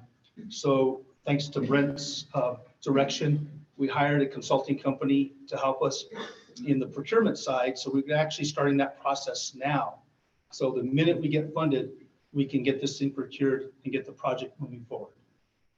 So that's the update I have for you. So we've been, Marvin, we've also been in conversations with the New Mexico Gas Company since October of last year. So we've had several meetings with New Mexico Gas. We've had meetings up all this year.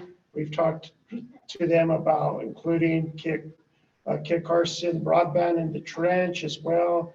Mr. Reyes asked, hey, could we get in that trench?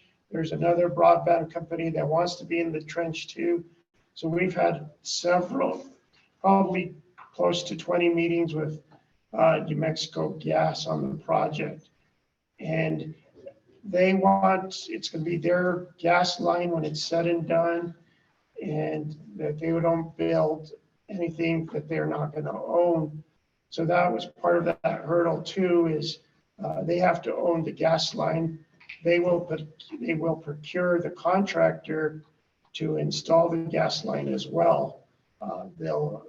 So they're very clear on their standards that they want to meet. But we've had probably close to 20 meetings with New Mexico Gas along the way. Is there a possibility that, that you could keep the community updated on this project through, for instance, your website? And that way we know that there's progress being made, because I know a lot of people are saying, oh, what's going on? Right. And the gas, maybe they got a big mouth, I don't know. But we want to make sure that I think it's vital for our community, and in terms of economic growth of the community too, it'd be very, very important. Marvin, one thing to keep in mind is this is going to be a main gas line along the highway. It's going to be up to, unless there's additional funding, it's going to be up to each homeowner to get it from the highway to their home at the homeowner's cost. Right. So you have to keep that in mind also. That's not going to be an easy task either. So that's going to be a challenge for our community as well.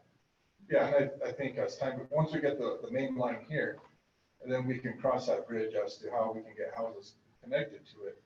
And there are some people who may, want it because over time, being natural gas is so much cheaper than propane, it'll pay for itself, as time moves on. But I think the communication piece with this, I think, is crucial. That way we know what's going on. We have confidence that the county is continuing to work on this project. Because, operating in vacuum, we always kind of joke that Taos County ends at US Hill, because the communication down to us here tends to, and granted, it's because we don't have the infrastructure such as, other communities may have. But I mean, that would be a good step forward too. If we would have had a little bit more time, I would have probably invited New Mexico Gas to been here today. And they have a government relations person that we could ask maybe if they want to come up in the future. And instead of, if I had a little more time, I would have asked her to come up here. There's a couple of questions out there. One thing that it would be really nice to get from Taos County is, for example, for this meeting, we have to pay for the rental space for the community center. And so if we could have community meetings more often, and you could help us with that, that would be fantastic, but that's later in the agenda. But we have two questions or comments here. Sure, I have a couple comments and questions in mind. So to the gas company isn't here, maybe something that you could get from them as far as information, if they can give us a ballpark, how much it's going to cost for households to hook up, whether, like I say, just a ballpark so that people have an idea. Secondly, my understanding was this line, the farthest it's gonna go at least up until now, or what it's funded for, is up to the school. That's correct. Okay, thirdly, electricity is the way to go. We've got good rates, folks. If you guys have noticed, your bills have gone down and we signed the contract. So for the next 12, 15 years, we're pretty stable. Anyway, that's it. Thank you. I have a question. I live in Chamizal in Reservation Land. In the past, in Chamizal, we lose out because Picuris does not allow like phone lines to go past the Rincon de Agua. They wouldn't allow cable to go through. So does anyone know, are they gonna allow the gas to go through? There's 1.5 miles of Picori's land that this line needs to go through. This is basically from the cattle guard down to the new travel center. It's about approximately 1.5 miles. As of now, the answer is yes on that particular section. Now, moving forward, that's going to be a whole different set of questions to get to Chamizal from the intersection of 75 and 76. Well, I mean, because it's going to benefit Picuris if it goes up to the travel center. I mean, there's a lot of people around Chamizal that would also benefit from these lines going through. And I don't know how far up it's going to go up. Is it just going to stop at the? It's coming to the travel schools. center and it's going up to the school? What about Rodarte and? Not right now. That was the distance that the money was appropriated for. Okay, thank you. And I'm actually hoping it even gets to the school because of the cost of inflation and construction costs that Okay, there's a question here and then one over here. I wanted to state what I've heard and what I know. When Senator C.B. Trujillo called and said he had paid this fund, and I said, that's very nice, very good, thank you, we need that. We all envisioned that it would be for the valley, that's me, for everybody. Later on, as time goes on, you learn that it's not. It's gonna benefit the Pueblo, it's gonna possibly benefit the school, maybe, like you say, if it reaches there. So Chamizal, Rodarte, Valito, and everybody else, wait another maybe 10 years or so, because I don't think this will happen. Okay, did you have one for? You're So gonna the 14.5 million that's allocated for the natural gas to come over to Peñasco, there's also been talk of it going all the way to the colleges in Pot Creek. Is that 14.5 million? That's a separate allocation. right. That one's $3 million. Okay, question here, go ahead. A while back, maybe a couple of years ago, we had a meeting right here with P3, and they were talking about bringing in the line. Is there participation with them? Because we had a meeting right here, and they talked about it, and they were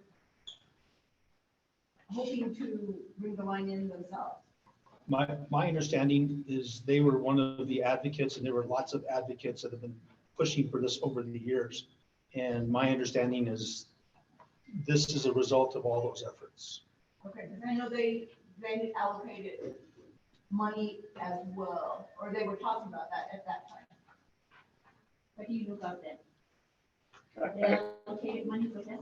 That I don't know. I don't think they've allocated money for this. I know they're, like Chris mentioned, they have pushed to get this project underway. They've advocated to Governor Lujan Grisham to fund the project as well. I know they've advocated for that.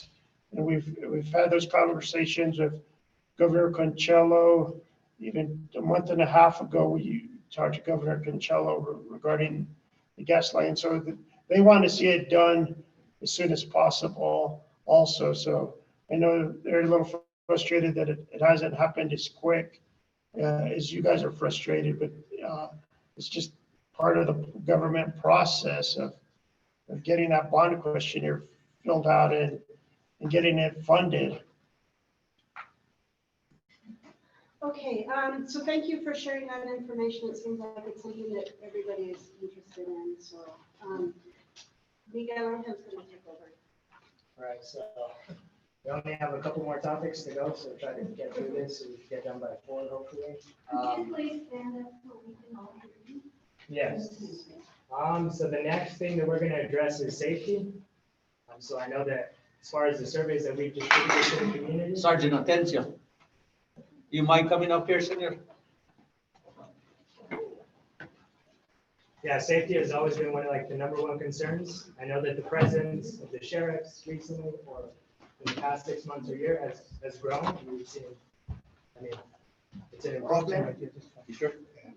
But I also know, being at these community meetings in the past, there's been talks that there was supposed to be a substation. And that's one of the first questions is there ever going to be a substation? I know that was part of the discussions in the past, but. So I've been with the sheriff's office now 8.5 years since Jerry Holbrook took over as sheriff, and you're right. The talk was we're supposed to have a substation that was supposed to happen right here. The problem we had is the county couldn't provide internet service for us to be able to get on our computers to be able to access the system that we use with our dispatch that actually dispatches the calls to us. So that never worked out. Number two, there was only 2 people that had keys. So if deputies come up here, they had no key to get into the community center for either to come in and do a report or to be available for response time in the community. So it would be a lot faster, or bathrooms. That's our big issue right now. Deputies come up here, we're right now with our current sheriff, Steve Miera. The day he took over office, he allocated, or he assigned people 12 hours a day to be up here in Peñasco, which is from 7 in the morning till 7 at night. Sometimes we can't have anybody up here during those times, but we try. We send them up here at least sometime in the morning, sometime in the afternoon. So you do have that presence available almost every day. But the issue we have is we don't have access to the ambulance barn. We don't have access to this place. We don't have access to anything for them to use the bathroom, number 1. Number 2, internet service up here is bad. So we can't access our CAT system. When dispatch sends out a call to us, so we can see what calls they're trying to give us other than them dispatching it to the radio. Number 1. Number 2, they can't access the system to be able to work on reports. So therefore it throws them behind on report because we're having to come up here. The issue we had is we were patrolling Cuesta almost on a daily basis because we had a contract with them, and people were complaining, well, why are you giving all the attention to Cuesta and nothing up here to Peñasco, which is understandable. I would be the first one to raise my hand and complain about that too. State police were supposed to be up here patrolling. From response that we've gotten from the community, they weren't. Okay, I don't know if that was true or not, but that's what most people were saying. State police were up here, but they wouldn't respond. But I know our deputies have been up here ever since. I know we made a big impact. I know our sheriff, current sheriff, had reported to the commissioner here on the progress that we made up here. A lot of progress. Yes, there's a lot of drug dealers here. There is, but I think we've slowed them down a little bit. And to be honest with you people, you're never going to stop those drug dealers. You're not. You can slow them down, but they're going to just move to different places. As far as, I know you guys are concerned about the safety. I said, there's always a deputy up here. If there isn't, all you have to just call our dispatch and there's a deputy nearby. Most of the time, even if they're not here, response time from task to here, running hot is 15 minutes, 17 at the most. And that's with the road being in good condition, that they're not snow packed or icy. So, I mean, I don't know what else I can address as far as safety part goes. Yeah, I don't want to cut you off, and I don't want to speak for PACA either. I mean, so it seems like your internet and then access to that is the issue. The internet, so they can come in and be able to, like you said, a substation, where we can have a deputy here all the time, where they can sit there, work on reports, And also be available if a call comes in so that the response time is within a reasonable amount of time, rather than half an hour, whatever it's gonna take from then to get from one end of the county to this county, to this part of the county. So if we had access to, number one, to good internet where they can access the system that we use is called Spillman, where they're able to come in and sit down at, let's say at that table right there and work on the reports.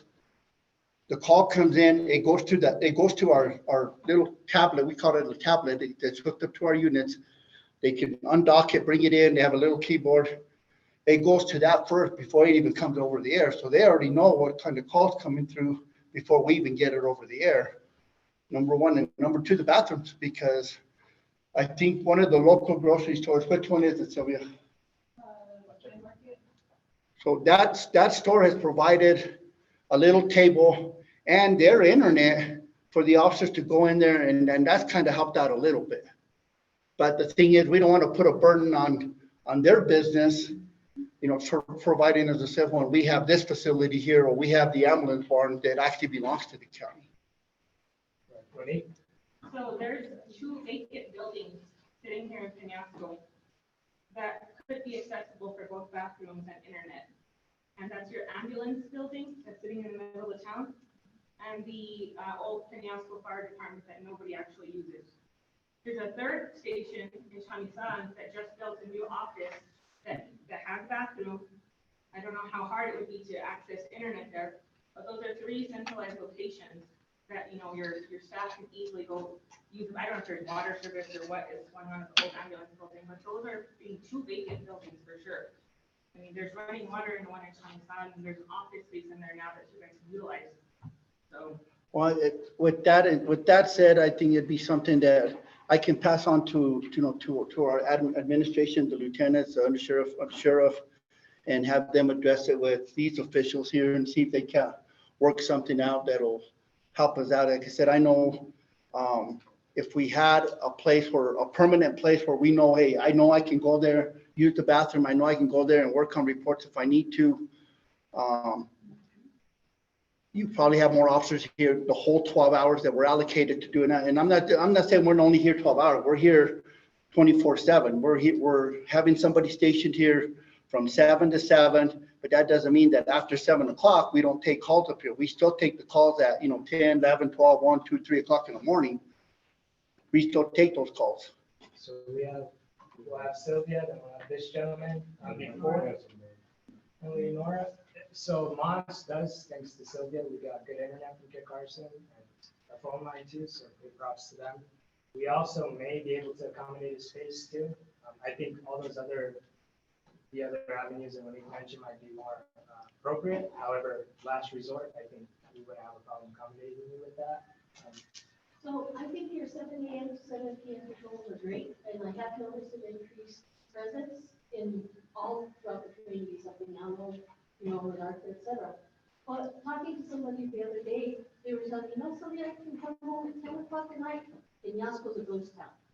I come home at 2 o'clock in the morning, it's crazy. There's all kinds of crap going on. So, and that's what they told me, okay? And we were talking about all the break-ins and recent things, that type of thing going on. How can we get a presence? And I know you guys are available if somebody calls, but how can we get a presence from the 7 p.m. to 7 a.m. here? And that's like that everywhere, no matter where you go. We had the same issue in Cuesta. Midnight would come around to be dead from 8 o'clock. The business is closed till like midnight, and Sylvia can back me up on this. But then come 1 o'clock, 2, 3, 4 in the morning, there's a shitload of traffic. Right. Like in my opinion, if people are out at that hour, they're up to no good. Not everybody. There's some people that do work. Don't get me wrong, but the majority of the people that are at those hours are up to no good. So we had that issue. We have that issue in Taos alone. After midnight, we work 5 to 5. So by the time midnight comes around, your brain doesn't function anymore to do reports. It really doesn't. Your body's not made to stay awake all night. It's not. So at that point, me as a sergeant, and like I said, Sylvia's on my shift, I send them out in the community. Hey, go patrol and look and see what's going on. For me, I like to park on the south side of Taos, and you'd be amazed. You'd be amazed how many people all of a sudden start walking the streets, how many people are driving up and down. You make a traffic stop for an infraction, what are you doing out here? Oh, just driving around. Well, no, normal people don't drive around at 1 or 2 o'clock in the morning. So I will address it with like I said, with our admin and our sheriff and see, maybe sometime during the night, if we're not really that busy, we can send one person up here just to kind of, spotlight it and see what's going on, but I will address it with them. You also just mentioned that you don't have the service in this building. What would it take to get the service? I mean, this building or the other building? I'm not really sure, sir. All I know is that when Candace was the commissioner, she tried to set up a substation here, but it never worked out. And I don't know what the issues were. Maybe Herbert, that's not true. I personally connected the internet here. It's in that back room back there for student Wi-Fi. So there is service in this building. It's just getting access to the building to be able to do it. Yeah, I know there was an issue with, like I said, there was only like 2 people in our whole office that actually had keys, and it was a hassle of transferring the key to key. Right. And like I said, it just didn't work out for us to, to be here and have access to, and our biggest issue is, yeah, we can be in the community, but we can't be patrolling the whole 12 hours. We got to take a little bit of time to, number one, to be able to sit there and work report, because as Sylvia, our sergeant meeting every Monday is us getting chewed out by, the sheriff and undersheriff because we're behind on reports.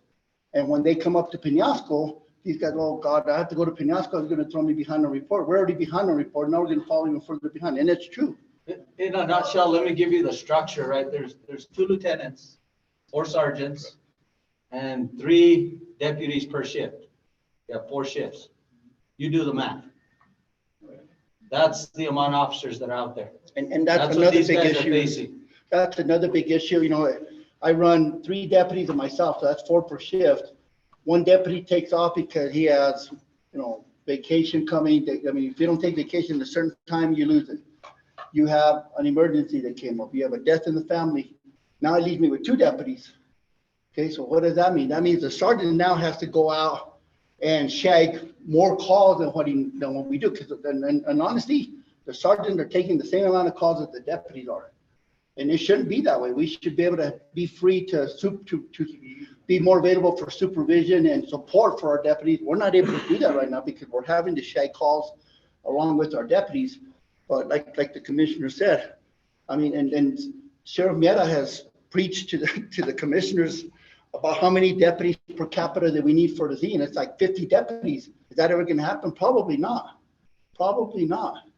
So we have to make do with what we have, and unfortunately, guys, I know, and to be honest, we try to stay centralized with just Taos, so that when we do get a call, we're at an equal amount of distance to respond throughout the county. So if I bring 2 deputies up here and shit happens like in Red River, by the time these deputies get from here to Red River, that's 45 minutes to an hour. A lot of things can happen. So we can tell you, we try to stay centralized, in the Taos area. And usually I'll send somebody up to the north part of Taos, somebody on the south, somebody on the east side, for in case we do get a call, so that our response time's a little bit faster. But just to throw it out there, sorry, I didn't mean to touch over here. If internet becomes an issue and you select one of those other sites, I'm one of the person and the trustees, please let me know. I will do what I can to get that rolling, okay? And I will let Sheriff Miera know about it, because I don't have the authority to make all these decisions for you. I'm just here to gather information from you guys and pass it on to our sheriff, and then I'm sure our sheriff will address it with the county administration.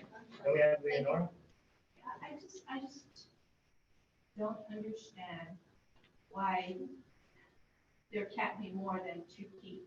I mean, obviously, our law enforcement, we should be able to trust them, and they should be able to have a key.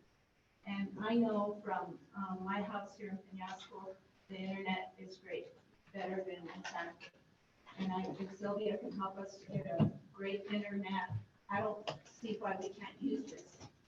I think that we should trust our law enforcement to have keys. But I don't know what the issue is, so maybe you guys can explain that to me. And like I said, I don't know what the deal, like I said, I know we tried it out. I don't know exactly what the issue was. It just didn't work out, but I know at that one time there was only. We have 2 set keys, but the building belongs to the county. Yeah. They can Well, provide, okay, well, yeah, maybe you can if provide they can some provide keys.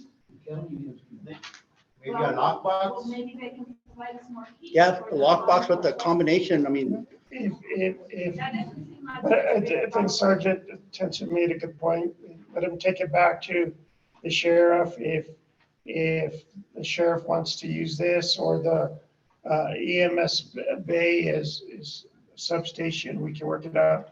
There is plumbing issues, as like Monique mentioned, in that building. I know we just worked on the plumbing here a couple of months ago.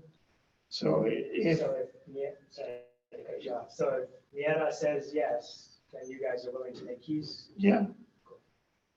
Good, that's good. I mean, that's not a big problem. Then to move it along, so I guess the next part of this. We have one more lady right here real quick. I was gonna say, in the past, if somebody got a key, they had to go sign for it in house with the county. So is that still ongoing or not? Because everybody has to be responsible for, coming in or whatever. So if, let's say the deputies would have keys, they would have their signature there and they would be allowed to use it. That was in the past. I don't know now how it's done, but there's a lot of responsibility in letting a key to a public building. And you have to know, whoever's in charge has to know who's allowed in here.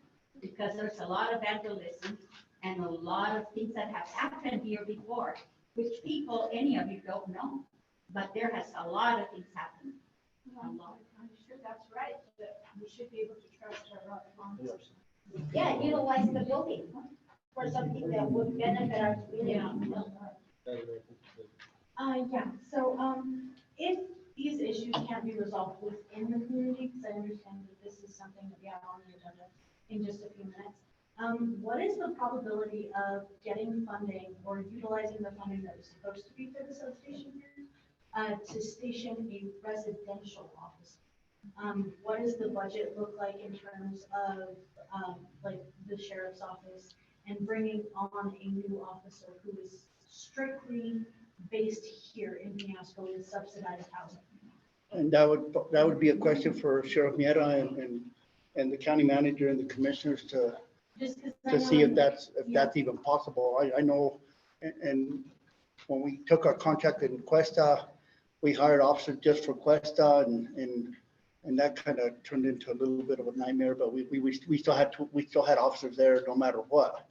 I just don't know if, like I said, I don't know the legalities now. That would be a question for the county manager and for our Sheriff Mieta to address, see if that's even possible. And I heard you guys earlier talking about nobody wants to work, and you're right. We have, I think, 7, maybe 8 openings in the sheriff department right now. Nobody's applying. I mean, they're starting deputies off at what, $23.85 an hour, uncertified, $23.85 for them to give you a brand new truck, a gas card to go cruise wherever you want, and all it's required for you to take calls, do reports. They pay you to go to the academy, and nobody wants to work. I'll take it. Nobody wants to work. We've had these openings but we're already in the 6th month now since Steve. I mean, we've had them before when Jerry was the sheriff, but since Sheriff Mieta took over, we've had these openings. We just recently hired 2 people, and that's all that applied. And we lucked out that these 2 people passed their background. They did really well in their interview. They did well with their physical. Staying in Mexico, you have to pass the physical agility. You have to go to run a mile and a half at a certain time, sit-ups, push-ups, or they won't accept you into the academy. We don't accept them into our department if they can't pass all that, because if they can't pass it here, how are they going to pass it over in San Pedro when they go to the academy? So these 2 guys worked out really well. One of them was a certified officer, and matter of fact, he'll be on the streets tomorrow night. The other one is a cadet, really well rounded person. I think he'll fit in good with our community. I'm not even sure where he's from, but just from talking a little bit to him, he knows the communities. You know, he's really well where everything is located. I think he'll fit in really well. But he still has to go to the academy. So in reality, he's not really any good to us until probably a year from now, because he still has to go to the academy, and then he comes out of academy, and then he goes through what's called the FTO, field training. He goes through a field training process, and then he's cut on his own. So we're looking, I know, a year and 4 months before that person's even good to any of us, so. Alright. So my other part there is because we also have the issue with ambulance type of response out here. So it's the sheriff's and ambulance issues out here. Back in the past, yes, ambulance station was good. So I guess this is part for the commissioner or for Taos County to say, yeah, there's this building that you're trying to say use here, but can there be more look in the future of saying, gain whatever funds to build yourself one, or to take that the ambulance station and upgrade it to what you guys need for both. I mean, that's one thing that should be used, that you guys have to take that responsibility as the county commissioners to provide yourself something here. And if you're relying on the community center where it's being held by someone else, I think the commissioner, the Taos County should be like, we built ourselves something. We got ourselves something here that's used for both ambulance and the cops. So that is where we struggle here, because that's what we're saying. Everyone's saying that, Peñasco's bills were always forgotten. Because by the time any of us, especially our elders, I'm also a caregiver for my mom. Anything like that for any of our elders, it's a life situation. So it is a necessary thing that there needs to be a permanent thing here. And I think that being respond from you guys to respond to county up there, the Taos County, to make something happen. So I think that's where all of us is also trying to.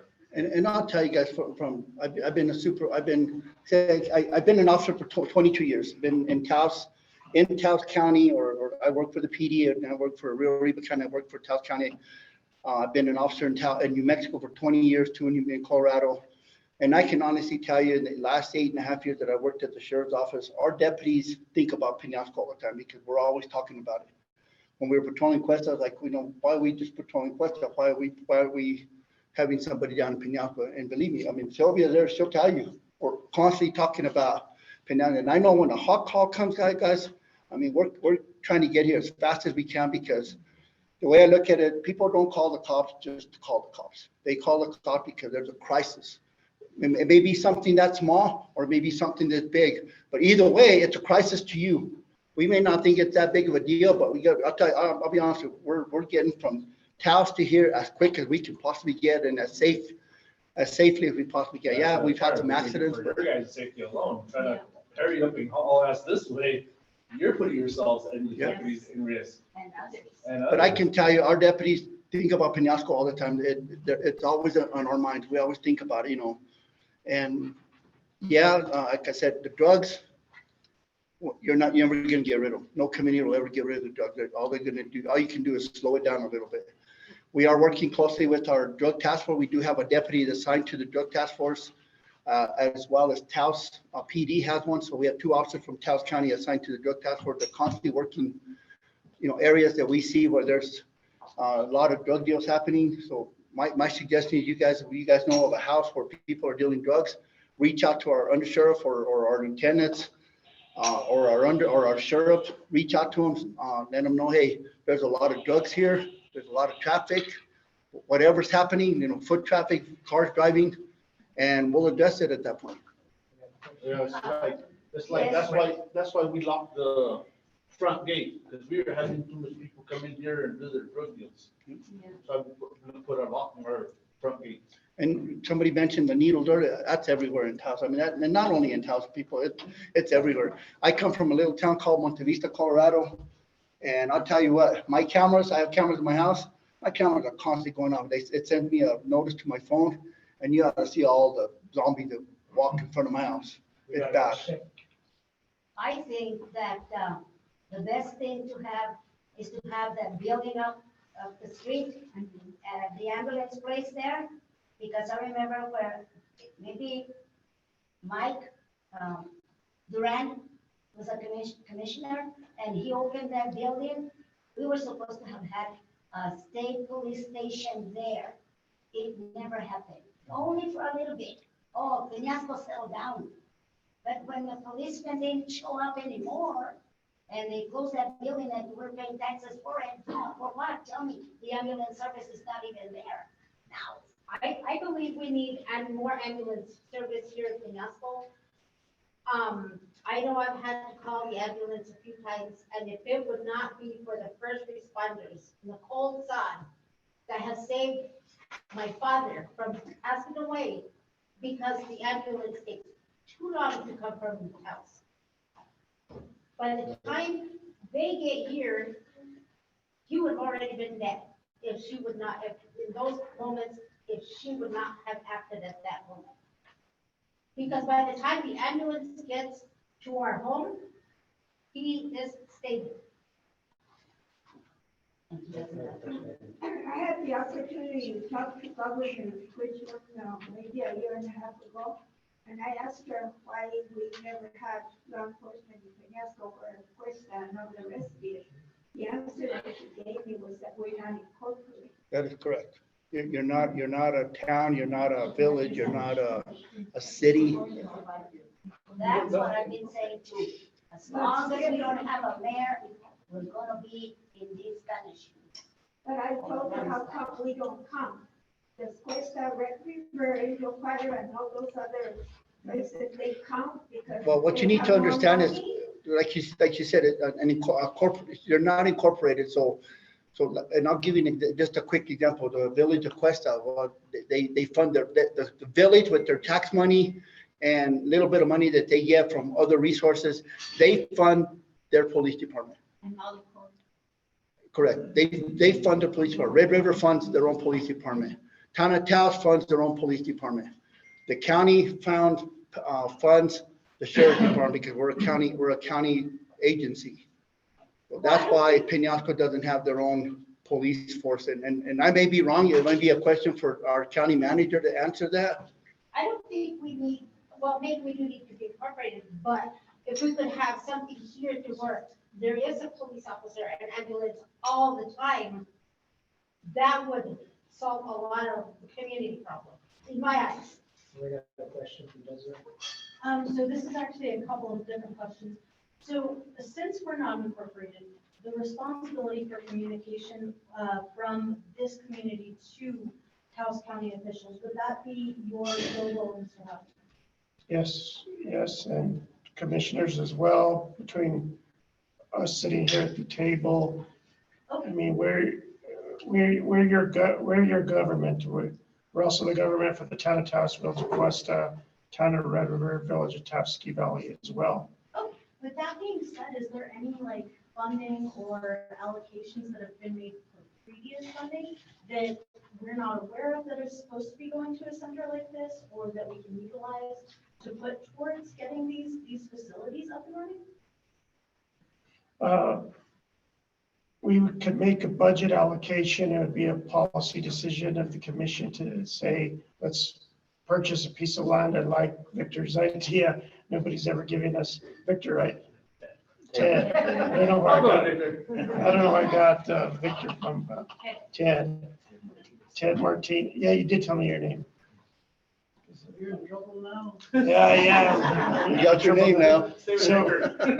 So I do like this idea. It's going to take money.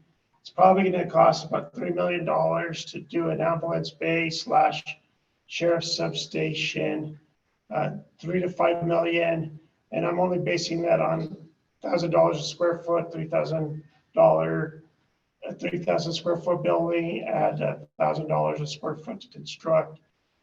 I like that idea of Ted's, and it's something that we could look into. Is that going to happen overnight? No, but can we work towards it? Yes. The issue is we did a few years back when Commissioner Duran the commissioner did push to get station folks here at the ambulance bay. It was supposed to be Thursday through Sunday night that we had folks, because that's when we had more calls during the weekend. Then we just couldn't find workers or EMTs, and that's why that kind of faded off. If we would have extra EMTs, yes, we would. station folks here. And Nicole has been a godsend. Been an angel. She used to work for us at the county, and then now she's just a volunteer. But if we would just have that workforce to support it, it is possible. The money's always been in the budget for EMTs, for Penasco, for the hours I described. We just, me and the HR director just talked about that the other day. We did move those same amount of monies to the main budget, but we did have it separated within the budget. So there's always been the money for that. We just never had the employees for the ambulance. And how would the community go about starting that process to get the initiative behind recruitment and making sure that those facilities are being utilized? Couple of things I'd say: continue to have community meetings, continue to push back on us. If you guys can find us some land right off of the highway, that would be ideal. The other thing that we're trying to do in Taos, like I said, it's going to be a process. Is we do want to build the sheriff's office, new office in Taos as well. So that's we haven't allocated the money for that. We're looking to purchase some land to build them a new office. But if we could help, if you guys know of anybody that's willing to sell their land to the county, we would pay the appraisal amount for it, or if somebody wants to donate the land, then we can look about finding the funding to construct. But like I said, we've always had the money for the EMS. Got it. I think that covers it. I think. Can you also food store and the ice cream shop is up for sale? That's right off the main drag. Second, but my first comment was gonna be, back in the day, and I know this is the same old man, there used to be a state police officer that would put his mobile home at the highway department, which was great, because even though he wasn't on duty, there was a presence and he had a quick presence. Is there any county property that we could do, offer something like that to an officer that's maybe looking for a place to park his mobile home? He gets free rent, he's in the community, and we have an increased presence in case there's a hot one, and he's right here. Well, I can tell you right now that NRHA, Northern Regional Housing Authority, at the Casitas, they've been trying to get an officer there. Nobody wants to come here. The officers don't want to live here. You know, the state thing, that might be a better solution, because the people that NRHA allows to live at the Casitas are bad. I can tell you that, because we get a lot of calls there. There's a lot of drugs there. There's a lot of stuff that happens there, and that's why an officer doesn't want to live there. He doesn't feel safe. You know, if he goes, let's say he goes to Santa Fe for the weekend, what's going to happen to his house? What's going to happen to his police car or his personal car? That's the reason they don't want to come there. But to that point, that's the fear, that's the That's a concern. Casitas. The Northern Regional Housing Authority. But that's the fear and the concern that people that live here have to deal with. Like, if an officer doesn't want to live there, think about the kids that we have going to our schools, or the parents, like, they're stuck with that too, so it's almost like. And like I said, I know we have somebody living at the State Department up in Taos. They parked something there. And we used to have a state officer that lived there at one time. You know, if that idea is available, maybe you can you guys could run it through Steve Miera, our sheriff, and, you know, he might be able to get somebody. Because I know we had a couple officers that were from this area. Alfred Gonzalez, if you guys know him. Lives in Padito, and he lives there. Yeah, so The other we have officers officers up here that, you know, if they're looking for a place to park something, that might be the ideal place, because it's secure. You know, it's secure, so. So I have a question. So, you know, I always, well, I guess I won't start that way, but I guess one of my concerns is a lot of the people who have addiction problems, there are loved ones. You know, there are children, there are cousins, you know, and I know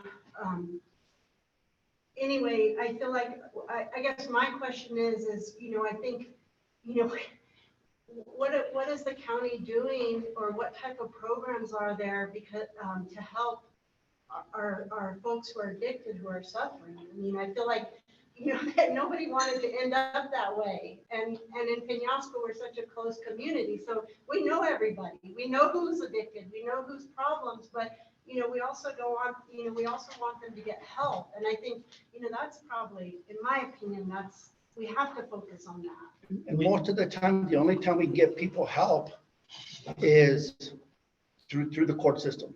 Having a judge order them to go to rehab because they committed a crime. And does that happen? Because I It feel like does. one of the questions we talked about is, when we were having discussions, is a lot of times, people are released from prison, from jail. And I know that every single thing we've been talking about is all these systems and governmental problems, and nothing seems to, it's really hard to get things done, but they're released. You catch them and they're released.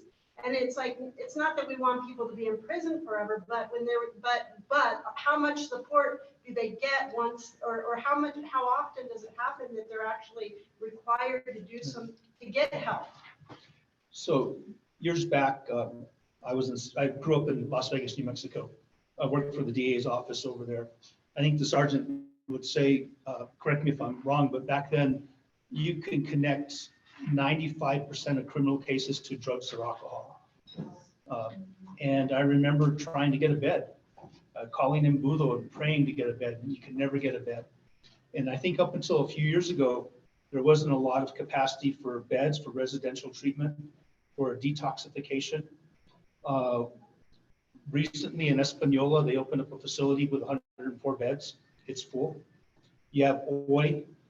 In the next few weeks, we recruited a company to come up to Taos. The old Days Inn's going to be converted to a residential treatment center. It's going to have 67 beds, and they're going to prioritize locals before they take on anybody from outside. So that's part of it. The other part is the detoxification. Before we can get them into residential treatment, we have to get the detoxification.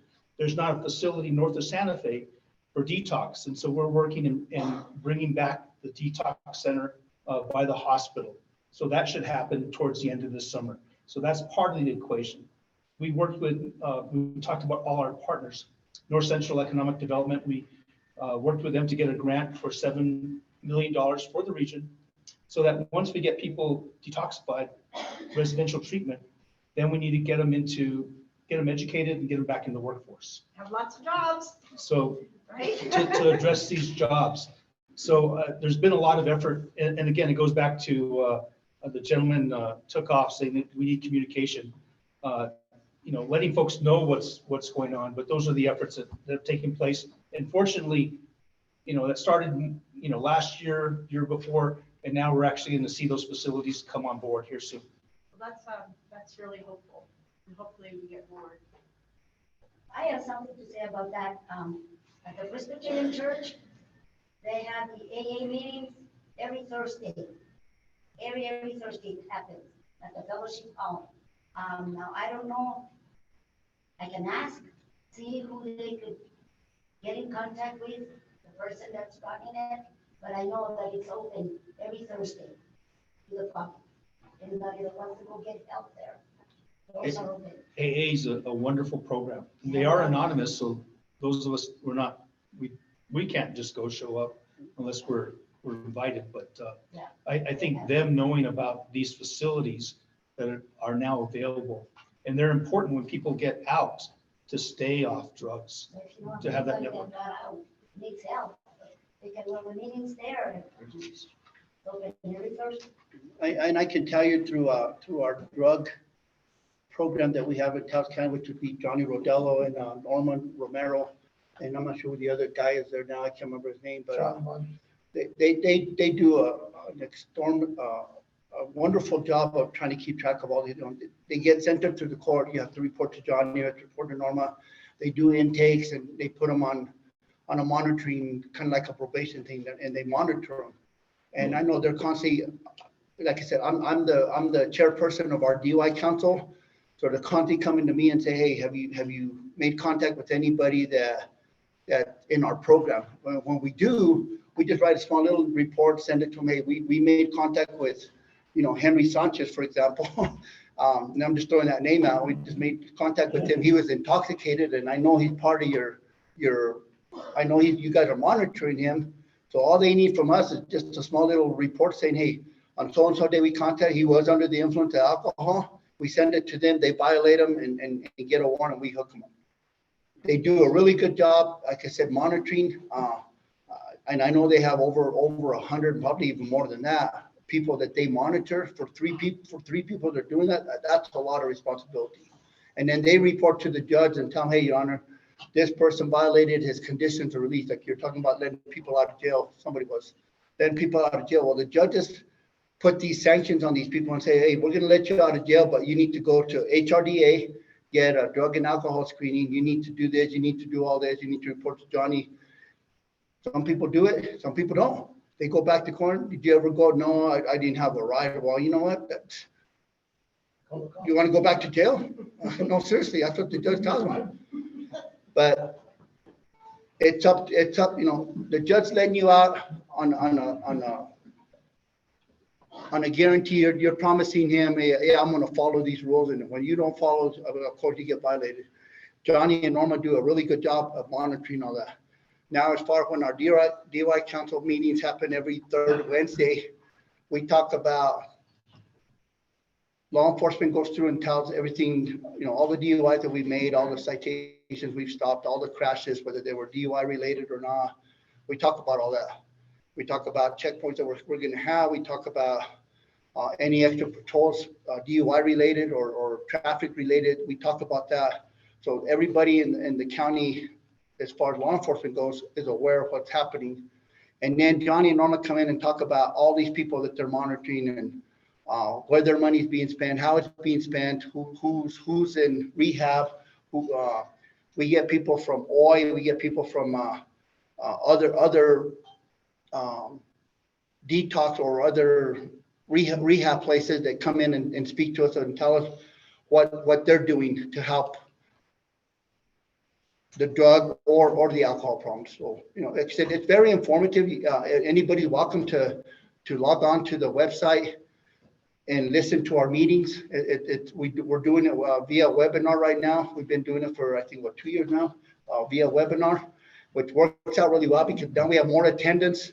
Sometimes you can't get a law enforcement officer to leave his office to drive from the Ski Valley to Taos to physically be at a meeting, but they're able to log onto the computer and we have them right there. We have everybody, and it's worked out really, really well. So we have, before our last question with Desiree, I just want to thank you, Sheriff, for coming to the community and taking time to explain all that stuff. Thank you, guys. And if you have any other questions, please reach out to Lieutenant Marvin Armijo, Lieutenant Rick Romero. You guys probably know Rick Romero. He's from this community. Under Sheriff Jerry Holgraff used to be our previous sheriff, and now especially reach out to the Sheriff Steve Miera. He's very passionate about this community. Otherwise, he wouldn't have assigned deputies up here like he has. Okay. So I just want to kind of preface that with the fact that, yes, there are really encouraging programs for those that are already on a path where they need detox or that they need inpatient facilities. Currently, the Penasco Spot Office is on the committee for the CJCC, which is an initiative between Taos Judicial, the law enforcement agencies, and probation there. And we are trying to expand some of the services that people are able to receive over there that are preventative here in the community a little bit more. We currently have some interface with Vista Taos, I believe it is, or Taos Alive, with Gina Cordova. She does come down and, Taos Alive, thank you. She does come down and she provides preventative services as well as harm reduction services. And we're trying to get into to some of the other subcommittees that are within the CJCC to kind of promote a lot more communication and integration of programs down here in the area so that people who are not at that level of care still have access to programs that they might need to complete for their judicial processes or for their own benefit to become sober.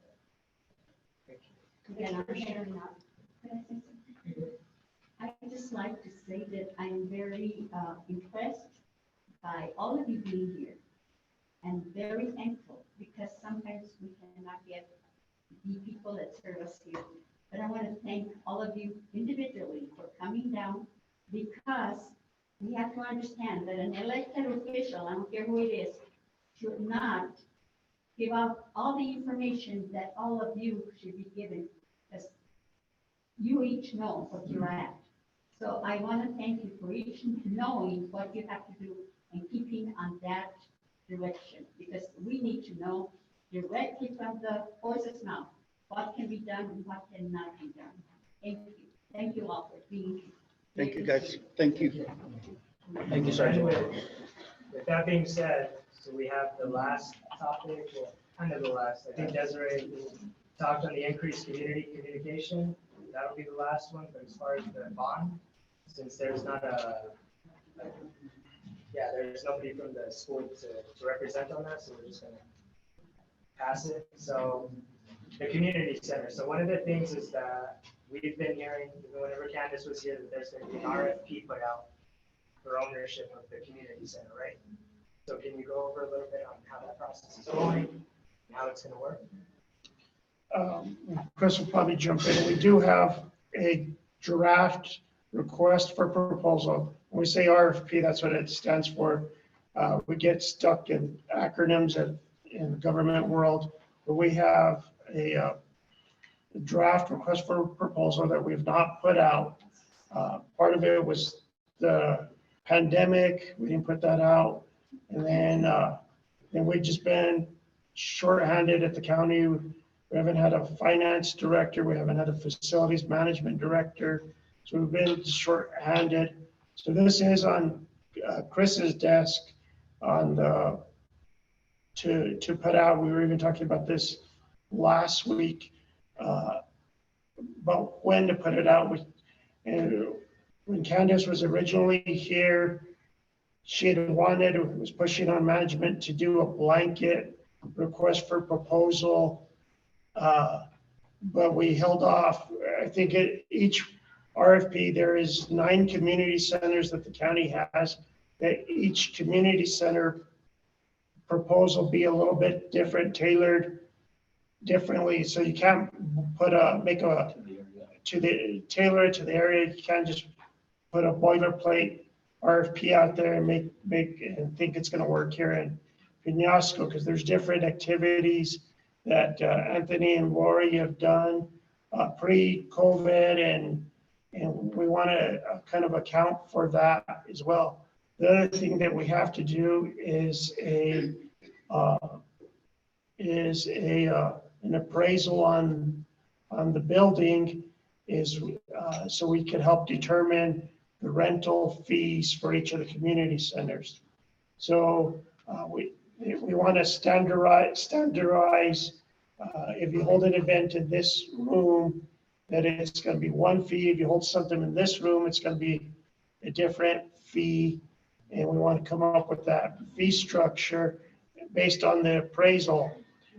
And the other thing that we have to incorporate is that any rental of the facility, that money does have to go back to the county, because then it is public funds.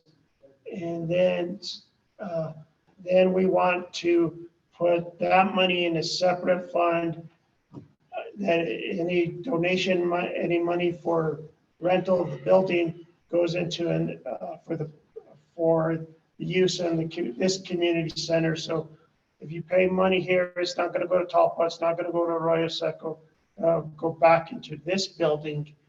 And that's what we also need to put into the structure.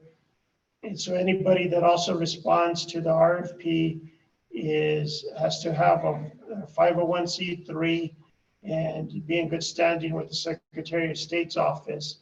And so we need to have those requirements ready. Do you have anything you want to jump in on that? Go ahead. Excuse me. I've been with this community center since this was a bar, as Mary has been, and a few other people in the community. It has functioned well, and hopefully we've done well without input from the county. That might sound a little terse, but you've done well. Having a judge here at one point, he was removed from here. Scanlon, I don't know if you remember Judge Scanlon.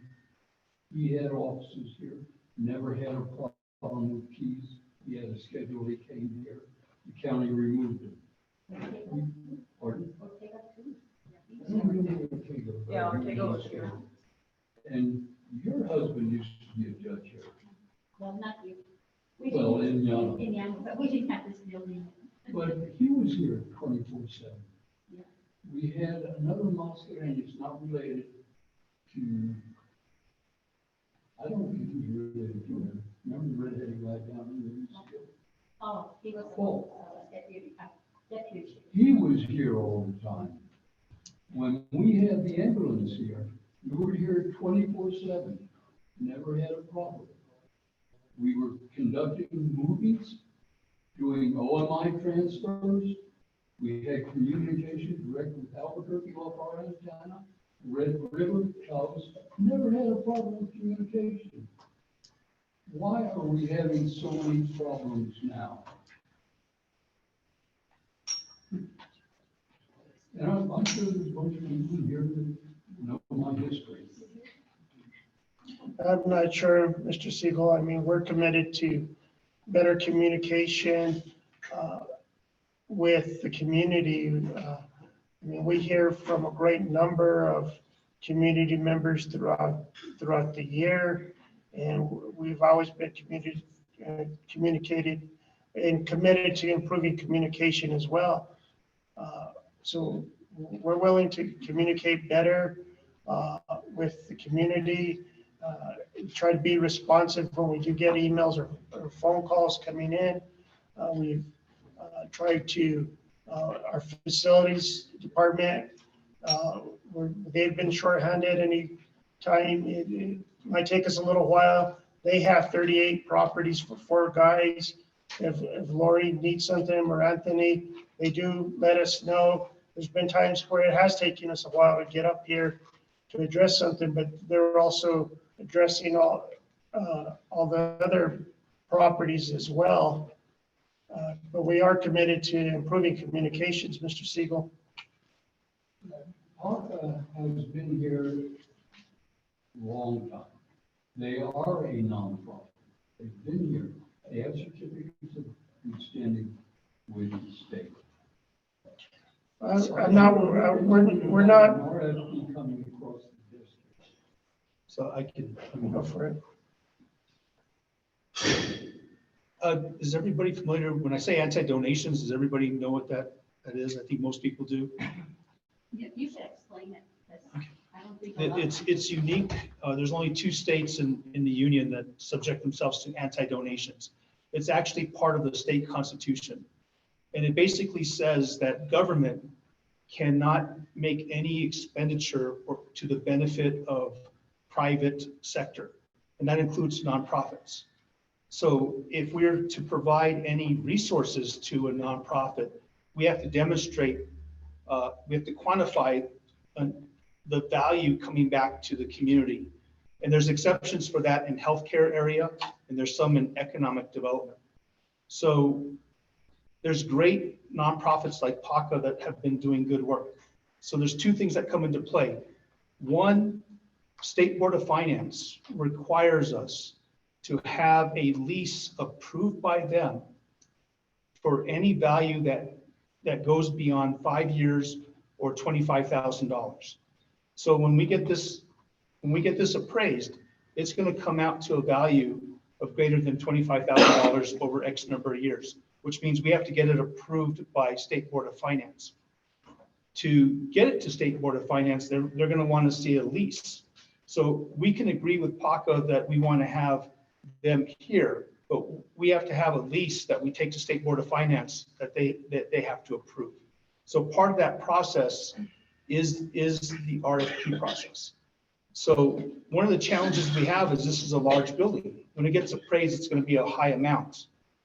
And the nonprofit typically don't have the resources to pay that level of rent. So then we have to go to in-kind services and demonstrate that we're receiving value of equal value to that lease back in return. So we had the same challenges in Rio Arriba when I was there. When I heard how Taos County was managing their facilities with nonprofit partners, I got really excited, and I kept asking for the lease agreements because we thought we wanted to apply this to Taos County. We found out that they're not in place yet because they're complicated because we have to meet all these requirements. So what Brent has done is tasked me to put my arms around the various requirements and get this process moving forward. So I think we're at a stage now where we've gone back and forth with the attorneys. We understand what's required by State Board of Finance. We understand the anti-donations clause, and we're ready to move on these RFPs here sooner than later. And Lori and Anthony, do you guys? There's other buildings that the county has that they lease to nonprofits for $1 a year. Is there any reason that can't be done here? I'm not familiar with those other leases, but no, that cannot be done here. There's no, Mr. Siegel, there's no leases that exist like that anymore. Pardon? There's no lease that exists like that anymore. I'll tell those people up in question. Yeah, well, we don't, They get it from the county. So well, Lori, Anthony, is there any questions that you guys have regarding this process? That's the way, that's the process to do that. So just to piggyback on that, when this first building was given over to, and PACA took it over, obviously the requirements were different then. As we move into the future and as you ask for more assistance, things change. The requirements change, right? Here we are. So unfortunately, whether we agree with it or not, that's the current process that's in place. And unfortunately, in order to make this right, we have to follow that process. Not everybody may agree with that. I may not agree with that, but that's not up to me to decide. That's the way it is. We're going to try to do it the best we can and as fair as we can. Board with all the community centers. We're doing this with all the community centers. I've been charged to work with all of the community centers in the same manner. And it's a little bit nuanced, but these have always been the rules. They just weren't enforced in the past by the state. But now the state, these last few years, scrutinize these types of relationships. They're looking over our shoulders like they never did before. And if we don't comply, then we cannot get future funding for any of these buildings. They hold back funds on us. So I have a question, and it's not on the administration of, and who can run it, but it's community use. And as I mentioned before, for us to have this meeting, I had to pay the cleaning deposit, and I'll clean afterwards, and I have to pay the rental. And that's because, there's expenses related to it. But so unrelated to all the logistical pieces of running it, aren't there funds or isn't there a way that we can have community meetings at a community center that we don't have to pay every time we have a meeting? Is there no way that the county, what do our tax money go for? Because I would like to have more meetings, like this meeting is long, because we have 50 gazillion items on here, and we wish we could have had the gas person here, but so how can we do that? How can we have meetings where we can just have meetings? so this is the part that Lori's not gonna like, is in the, once we do the RFP, if we do a community meeting that Commissioner Mascareñas sponsors, there wouldn't be a fee. So we want to put that into the RFP. If it's a community meeting that Taos County government sponsors, there wouldn't be a fee. That's why I'm saying Lori's not going to like that part. And so if this was our meeting, it wouldn't be a fee. There wouldn't be an insurance requirement. That would to answer your question, that would be a way to get around it. Paying the fee is for us to have sponsored, to us have sponsored the meeting versus you guys sponsoring the meeting. So how can you sponsor a meeting? Or just scheduling it monthly? Well, that's what I want to write into the agreement with the lease, is, because we hear those concerns, is, okay, it's really a community meeting, and you guys are putting it out of your pocket, or somebody else's, or the organization's paying it. So, but we can't just have Commissioner Mascareñas sponsor every meeting either as well. But it's stuff that's for the community. It would, like today's agenda would certainly qualify. So how would we be able to utilize our community center more? I mean, as a community. I remember with Commissioner Candace, I was a sponsor for a group at the school, Semillas de Salud, and Candace and I used to talk all the time, and she said the community building had to do one free event, and she said, "What do you want to do?" And I said, "Let's do a teen dance." So we got the building for free for the teens because she helped me get it. We got House DWI to come in and play for the teens. And then the PACA did the refreshments for the kids. And then we had the sheriffs come in. And we had a nice dance from 7 in the evening till 11 o'clock at night. And the kids loved it. And they said, "Why can't we have stuff like this more often, Miss? Do another dance." And I said, "I can't pull off another one." But how can we utilize our community center, our community, our kids? Because I also tried to start a farmer's market in the parking lot. And the board that was in the board for the PACA at that time said, no, you can't do that. So why couldn't we use the parking lot?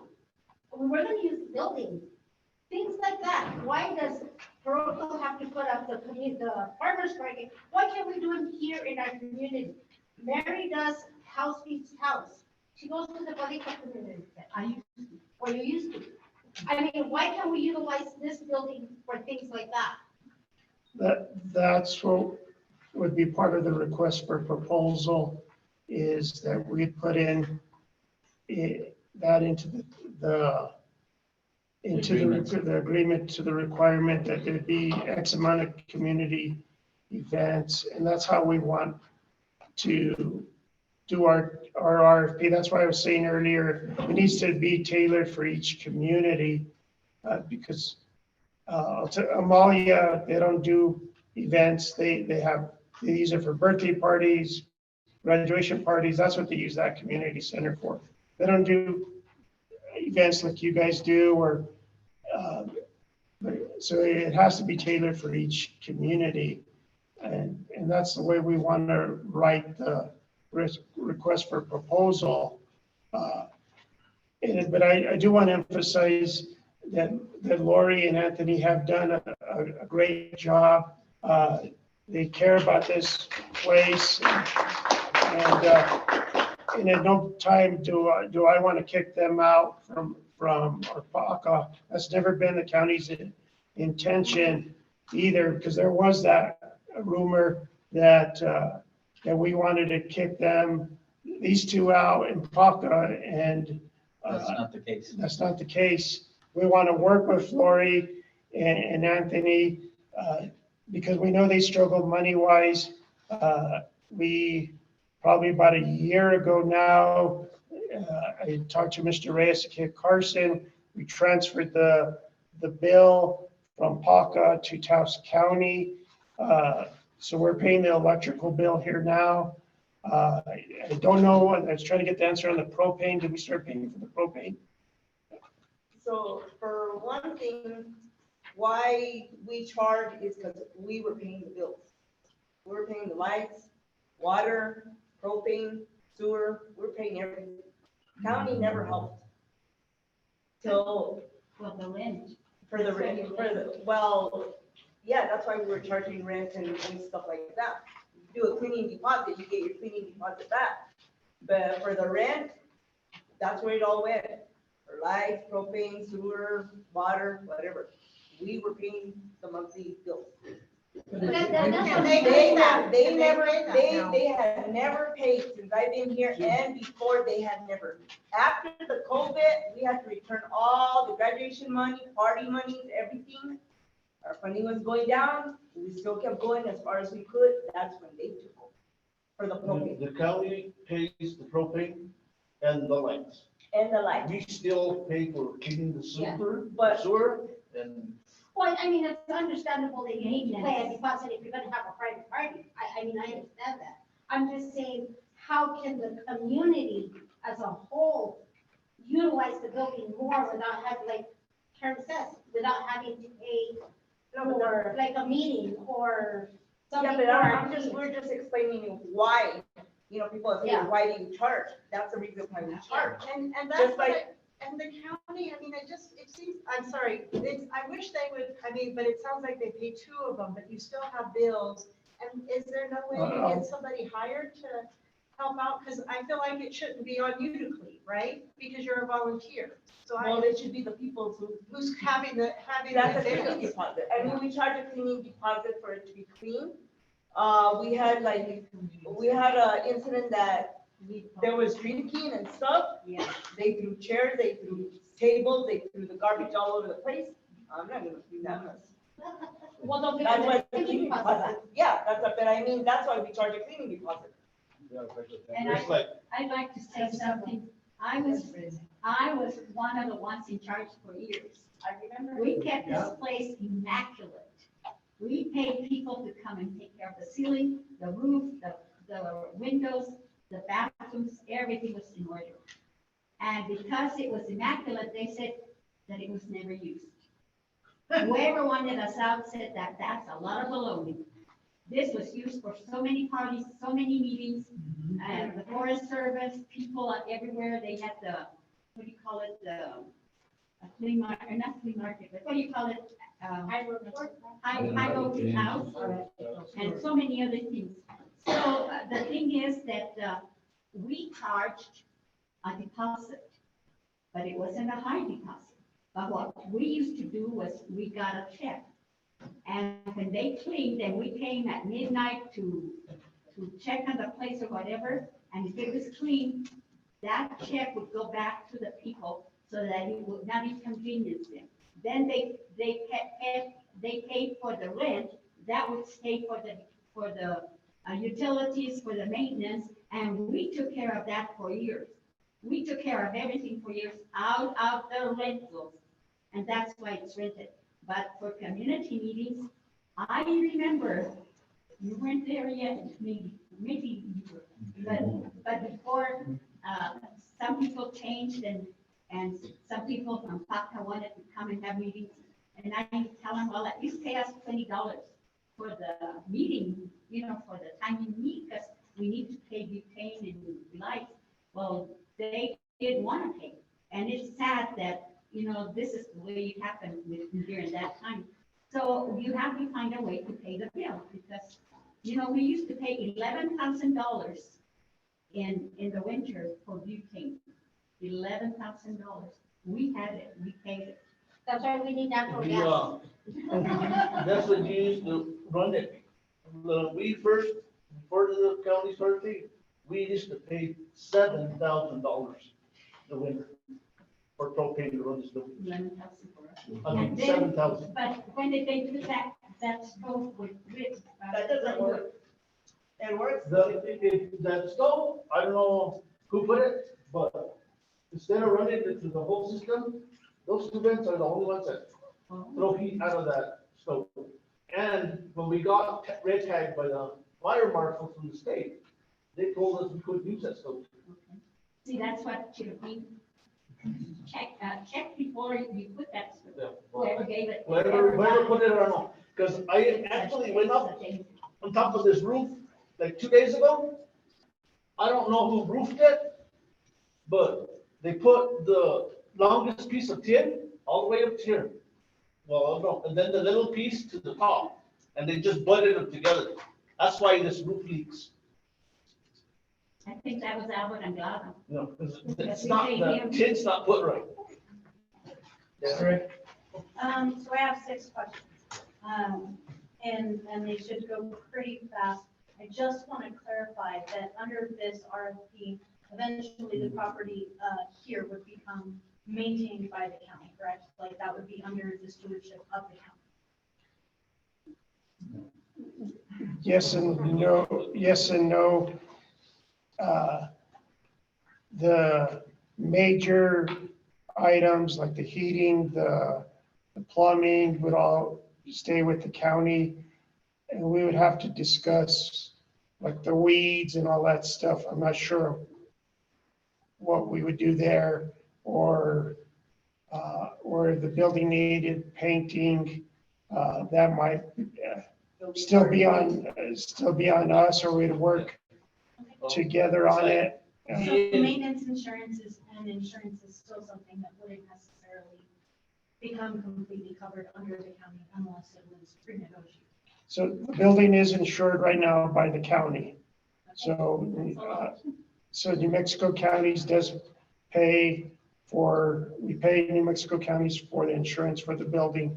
So that is covered by our insurance. And Do you know how much that is? I would have to ask to see how much it gets broken down. We get the big bill, but I could ask that question. And it's like, if you could, like, if we put, when, that, we've asked you guys to help us out with the building. You ever help with paint, with the bathrooms? They helped with paint, the keys, the Yeah, toilet. of course, yeah. We gave you guys, hold on, we gave you guys a list of what needed to be fixed. We've asked for tiles like this, we never get them. But We I- ask for different stuff, we never get it. But I understand that you say you have a very short group, but we also said, if you guys can supply us with the things, we will be willing to do it ourselves. Just like Lori painted this whole building Wow. on her Hey, own. Lori. We maintain the weeds outside. We cut the weeds, we called the county to come, like, when we had the food pantry, so they think the day before, because we're gonna have the food pantry, there's tons of cars. We don't want people to fall, when they step out, come and sweep the snow. Yeah. So we never show up, we sweep the snow. Are you building, I mean, can't there other people for their community help out, or? Well, the PACA members are the ones that do it. Yeah, well, can you reach out to community members and say, hey, we need help here? And put it on Puro Peñasco, we're gonna clean the community center. We've done that. We put it out. Nobody shows up. It's like, we put it out there, and people stop listening to that. That's how I feel. So to piggyback off of that, is the county going to provide somebody who is consistently coming down and maintaining the building? Or are they willing to support PACA in being the stewards of the building like that? Or are they able to offer any kind of compensation for the work that they're already doing? Or is that something that the county needs to provide? We're going to come back to that point, and Chris will explain something in a minute. But we would probably continue the relationship we have now with our facilities department. So it is a little bit rough. Like I mentioned earlier, we have 4 guys for 38 buildings. And this building is probably one of the better buildings of the community centers. This is probably ranked as our 3rd best community center, 4th best community center. And so we would, if something would happen tomorrow and they needed plumbing and the guys are not doing another emergency, our first priority is the detention center. So something goes wrong there, we take care of the detention center first, and then we go back to the work orders. So if we have it on the work order, we'd come out here. Okay, perfect. Last 2. The first is, can the Taos County ever repurpose this building for anything other than utilization by the community? Would you guys ever have the authority to utilize this space for something different? And kind of like take that resource from this? I think I don't think. Well, I can't speak for the community. I think that's a community decision. You would have to work with your community, with your county commissioner, then that would be a policy direction from the commission saying, okay, we want to rechange the purpose, but I think the commission would want to hear the voices of the community to tell us what to do. This is, even though Taos County owns the building, I feel you guys own this building, not, the county has legal ownership. This is really your guys' building. Okay, but the potential is there. Correct. It is for any building. Wonderful. And I would say that a lot of us who fought, who worked in this since the beginning would be against it.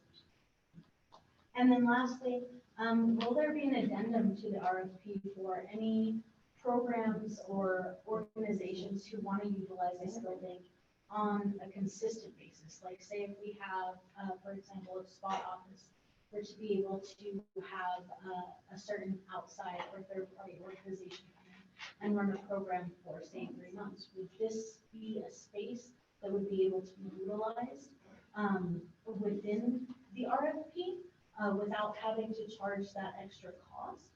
Or is that something that would have to specifically be written into the RFP?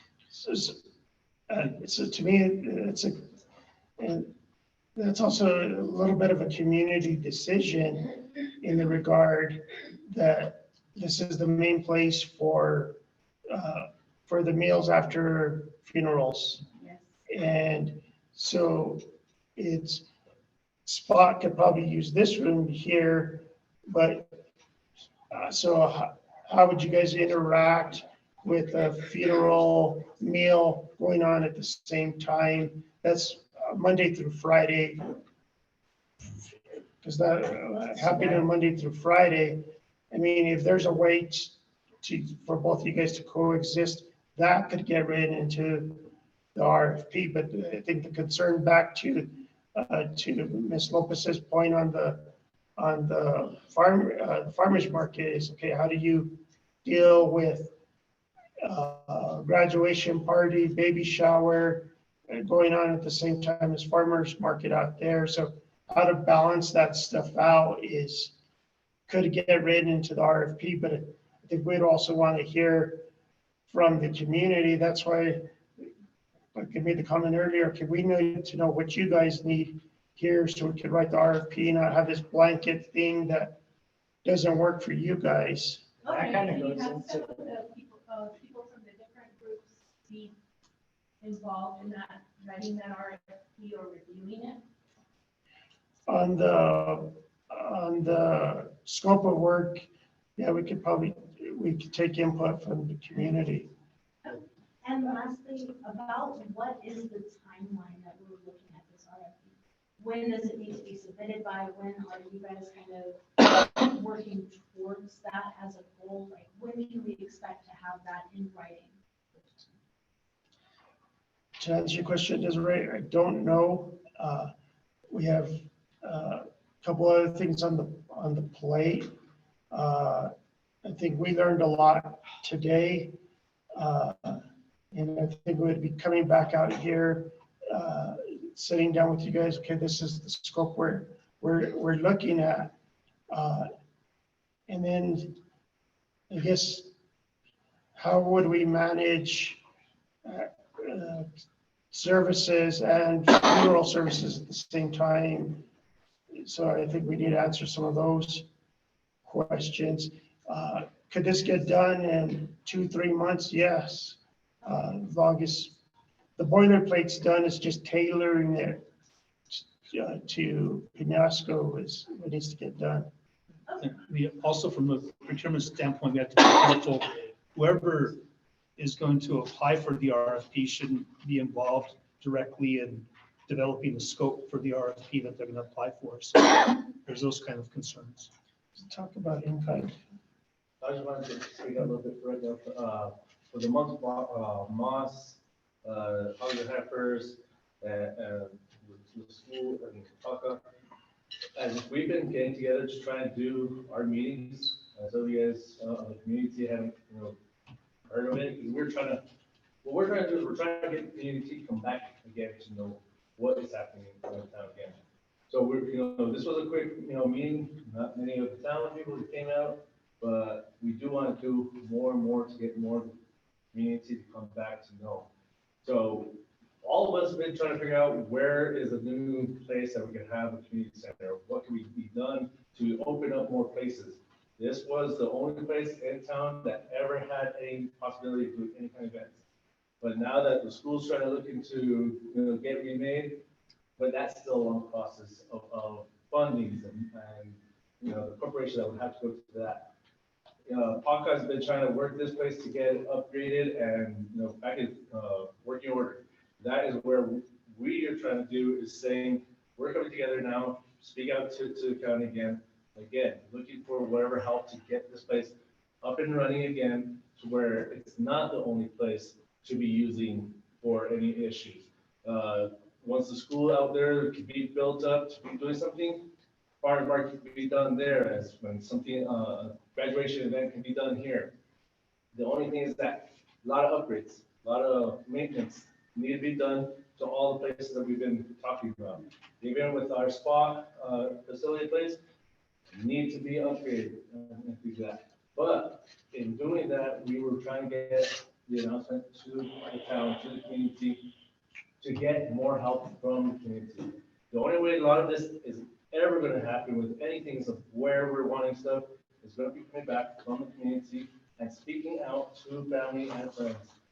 The idea too that, we're talking about the farmers market or the fiestas, again, it is about talking back to family members that have left the town, that have left out of here, to have them come back to enjoy events like this again, visit family again for that reasons.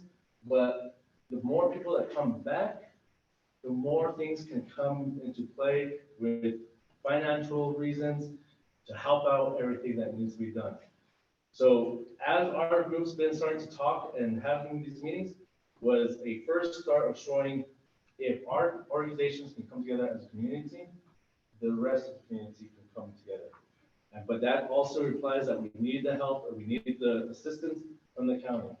So generalizing everything here, there's a lot of questions, there's a lot of events that we want to do, but it comes to playing how we help. Like Laura was saying that they try to ask for help to do things, but feeling like they're getting stabbed in the back because no one's helping, it comes back to the fact of getting the community to come back.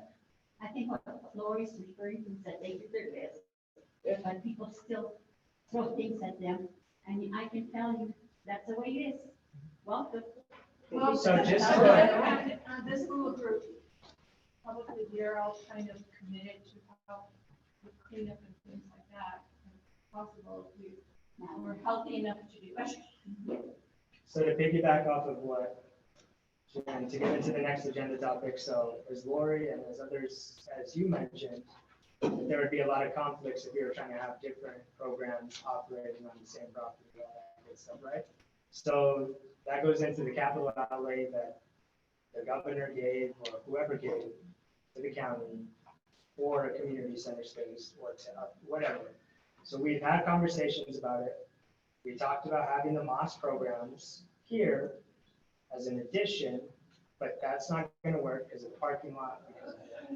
So how we talked about possibly leasing, having a long-term lease agreement with the MOS property in order to build something, because just to advocate for my organization, is that like it's not going to last forever. Those portables, if you've seen them, they're kind of, we're serving a lot of people, especially now. So it's, how is that coming along with getting that funding to build a modular? So, go ahead, Chris. Okay, I'm gonna jump in. I've been raising my hand up for about an hour already.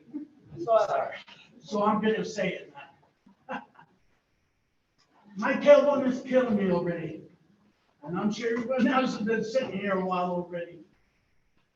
To get rid of all the problems that we've been talking about, I suggest that we get Ronald Mascareñas as our mayor. And I work for him for $25 a hour. We'll take care of everything here. Some people don't want to do it, go to hell. Okay, I got two questions. One, what she was saying, why can't we have this and have this? You can't have a wedding here and have the food pantry at the same time. You can't. There's not even, it should be for the wedding and that's it, not for nothing. No other people should be coming for other stuff. It should be for the wedding. And we It do it should be for a funeral. There's no parking for other people to be in here and, you know, if somebody, if they're supposed, this is an example, if they're gonna clean, the wedding party is gonna clean or whatever, they should be cleaning for the other people that are here. Second, like I said, we have been giving the county on what needs to be maintenance. We counted the fire marshal from Taos, they came. They said nothing was up to code. That fire alarm system with all the board members that have been here since 2003, that alarm system was down. And none of the board members did nothing. Oh, that's a lie, because they used to pay that every time they came to look at. They paid. 2000, I got the papers, 2003, that's the last time it was serviced. That alarm system has not been working. I got all the paperwork there. Okay, before we get too far off topic, can we let them address the modular structure thing? Well, just to finish up on this, for the needs of our community centers, as Brent said, we have several throughout the county. A lot of them are a lot older than this facility. We wrote a grant for $1.2 million. It's called congressionally directed spending, and we were awarded the grant. We don't have the money yet, and that takes a little bit of time for them to get federal dollars down. But we were awarded $1.2 million, and one of the purposes is to fix the roofs and to take care of these types of items. So we were aware, and we secured that funding. Is that for all of them, or is that? It's $1.2 million to share with all the communities. I have a question.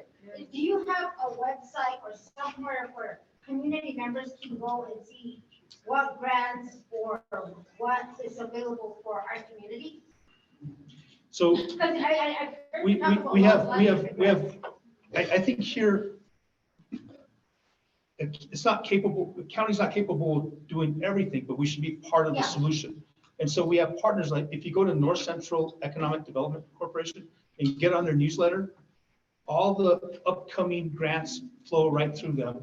Or you can go on and look at their past newsletters and see all those particular grants. Not only that, I used to work there. We helped the Picolis Pueblo go after EDA grants. We worked with the restaurant over here where they have the charging station. We worked with them on some grants. So there's also identifying the grants, and then there's resources to help you go after the grants on the private side of the fence. But there's resources there to help out. Did you help write them? Our office helped write some of those grants. So just to be clear, the funding that we got from capital outlay will not be used to build a modular on lost property. It's going to be used to upgrade this space. No. That's So. The 1.2 million. So the 1.2 million is different. It's different. He hadn't got there yet. So, no, to put modulars on lost property, we're gonna have to own the property is what the state's telling us. So I don't know if you want to, that's a Moss board decision, if they want to donate that property back, to the county. Maybe we could write an agreement that if it ceases being used by the county, it goes back to Moss, or however the lawyers can to figure that out. But to use that $3 million on for Moss, again, we can't say it's for Moss, but it's for Moss. We would have to own the property. You can always do USDA grants. For the agriculture. Okay, time to go home. So we have one, Desiree, talk about your newsletter. Right, sorry. So communication. In the interest of, opening up communications between Fiasco and our Council County representatives, we started this assembly or whatever. We do have, I'm sorry, I probably should have emailed these to you guys. If you just want this. I do think it would be kind of easier for us to meet and organize if we were under a nomenclature, or if we had some kind of referring entity to be represented under. So there were some ideas for that one there as well. Is this all groups under one entity or all groups contributing to the letterhead? I So mean, this to would- the newsletter? This would be all the groups that are currently in the meeting now. And then, of course, I'm hoping that we'll have some open communication lines with our representatives to be placed either in the newsletter or through Scott's social media presence. Mr. Jaramillo, Yes, Ms. being Massey. that you're here, and we are here, community and county. And since Ms. Lopez says she came, can you say, you're in charge, Mr. Jaramillo, can we say that this was a new and she pays nothing? I mean, I think that when the county sponsors, you're taking care of a lot of things, but if we are supposed to help, then I'm willing to give something today, but I don't think it's fair for her to pay on her, from her pocket. Well, it's from our groups. Well, the other, I think, part about that is that we wanted to start a meeting like this to get them to hear the community voice, to hear what everyone's concern is as well. But I would really love for the fact that, we do this more often with you guys on a regular basis as possible. Orderly. I mean, And I know you guys are always busy inside that, but to work something out where we do something like that, so, because you can tell that this is only a small first meeting that we brought together in a quick thing, but as more of the town, we want to get more of the town to be present, to be hearing. I think there'll be a lot more people who Well, I feel like PACA, like they said, they do a lot of work and they have costs to maintain. But from the county perspective, how can we, get some funding for community meetings to support the community center? And not always, because every time you have a meeting, you're worried about that cost, like who's gonna cover it? And the more meetings we have, the more communication we have, the more volunteerism we can have, the more, we can have a fiesta meeting. We can have each one of these categories could have been a different meeting where we can get more help. But if you're always worried about how to cover the cost to have a meeting, it kind of dampens it. And I understand PACA's need, they have to maintain the building. I mean, that's the way we're, with our organizations that have been coming together, we can't always come together, or we can't come to one central place to where we can all meet, because we've been doing things online. But as Hogs and Heifers, I mean, there's more members that could be here that should show up. But that's what we're trying to say too, like this center here should have been open for all of us to use. But there's those issues of how it's falling apart, all those type of things. And that's not just for our meetings here, it's for anything of the community wants to use. Anything that they want to use, they can't do it because of just one thing, the structure. So basically, one big step is updating this place where it's up to code to everything that they're working their heart puts off on. And this community center can start being used for everybody's needs, for everybody's events that they finally have planned. I appreciate you being here and shedding light on a lot of stuff. And what I hear a lot out in the community, I went out to my family before this meeting. And only my mother came with me. And this is what I heard. This is what I got. Oh, no hace nada. ¿Qué van a hacer? Everybody, these people, they want to be the boss, they don't do anything. And I emphasize to them, it's a community thing. We've got to work as a community. And there was a lot of information that you gentlemen provided that I didn't know. I was looking forward to the natural gas. I didn't know I was just going to the school. Me too. And you shed light on a lot of stuff, and if we could have more meetings And we could all go out and tell community members how productive it was and how the county is willing to help us. I think more people would get interested because like you heard even from the, Peñasco's forgotten. Vivimos en la cola del mundo, no nos quieren. Well, it's funny that you say that because whether you know or not, right, District 5 is not just Peñasco. Pilar is part of District 5. Taos Canyon is part of District 5. Cañon and Taos is part of District 5. They tell me the exact same thing. The people in Valle Escondido and Taos Canyon, they're like, nobody comes over here, nobody remembers us. And what's happened with them? Well, I mean, they have their issues up there too, and they're different issues that they have in that part of District 5. Pilar has their own unique issues down in Pilar as well. So, you guys aren't the only ones that feel, but with that being said, right, there's other things, information that you guys don't know. For example, the design of Rio Chiquito replacement project bridge in Peñasco. It's 75% complete. That's going to cost us right around $1 million to get that done. And one of the reasons for upgrading, we're doing this across the county, but this is one of the bridges in Peñasco. One of the reasons for upgrading this is because now with the propane trucks being the weight they are, the utility trucks being the weight they are, the fire trucks being the weights they are, right now our bridges are not up to code for these trucks to cross those bridges.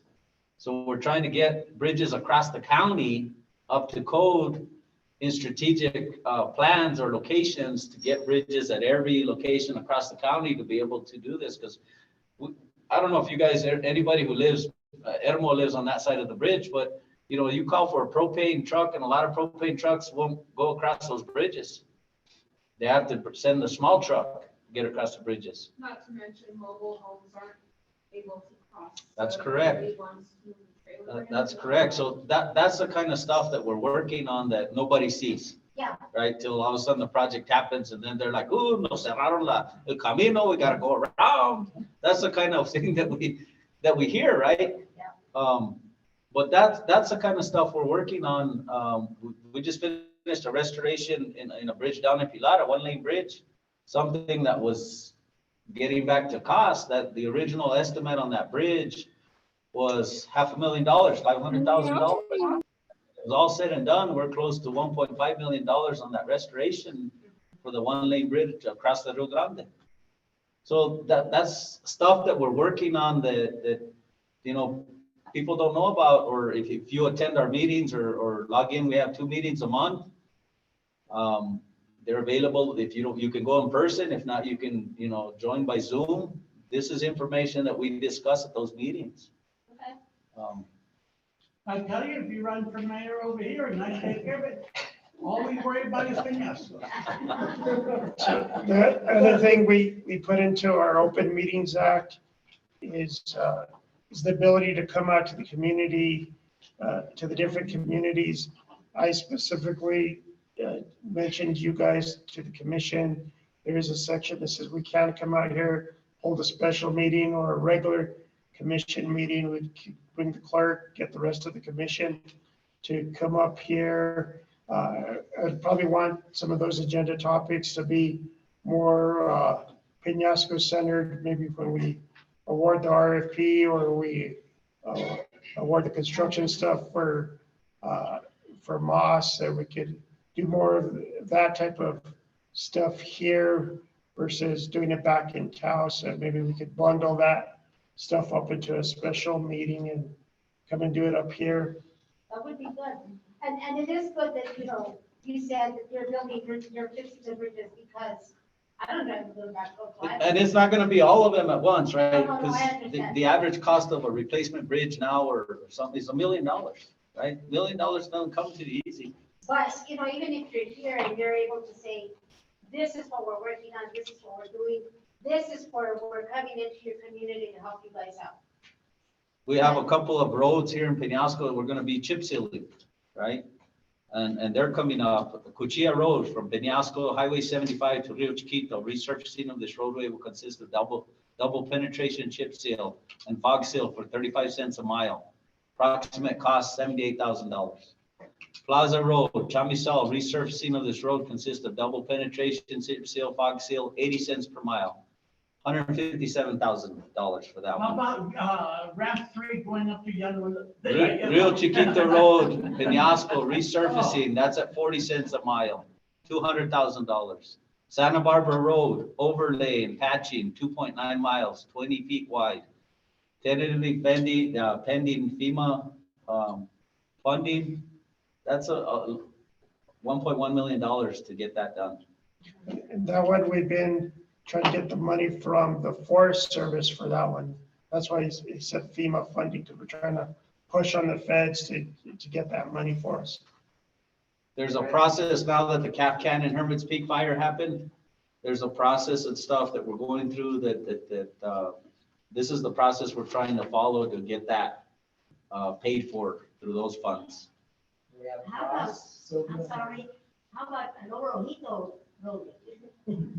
Well, right now, those are the ones that are on the books, right? So you have to understand, we have, on the books, we have 326 miles of county maintained roads across the county.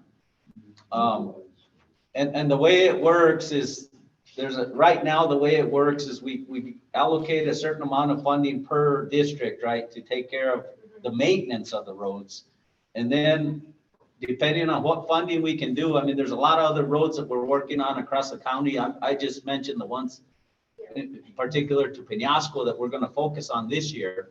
And if it's not something that I didn't mention, it's something that we can, bring up in the future that we can allocate over here. But I mean, bottom line is we can't tackle every single road every year, right? It's just not the reality of things. Riding a lot. Yeah.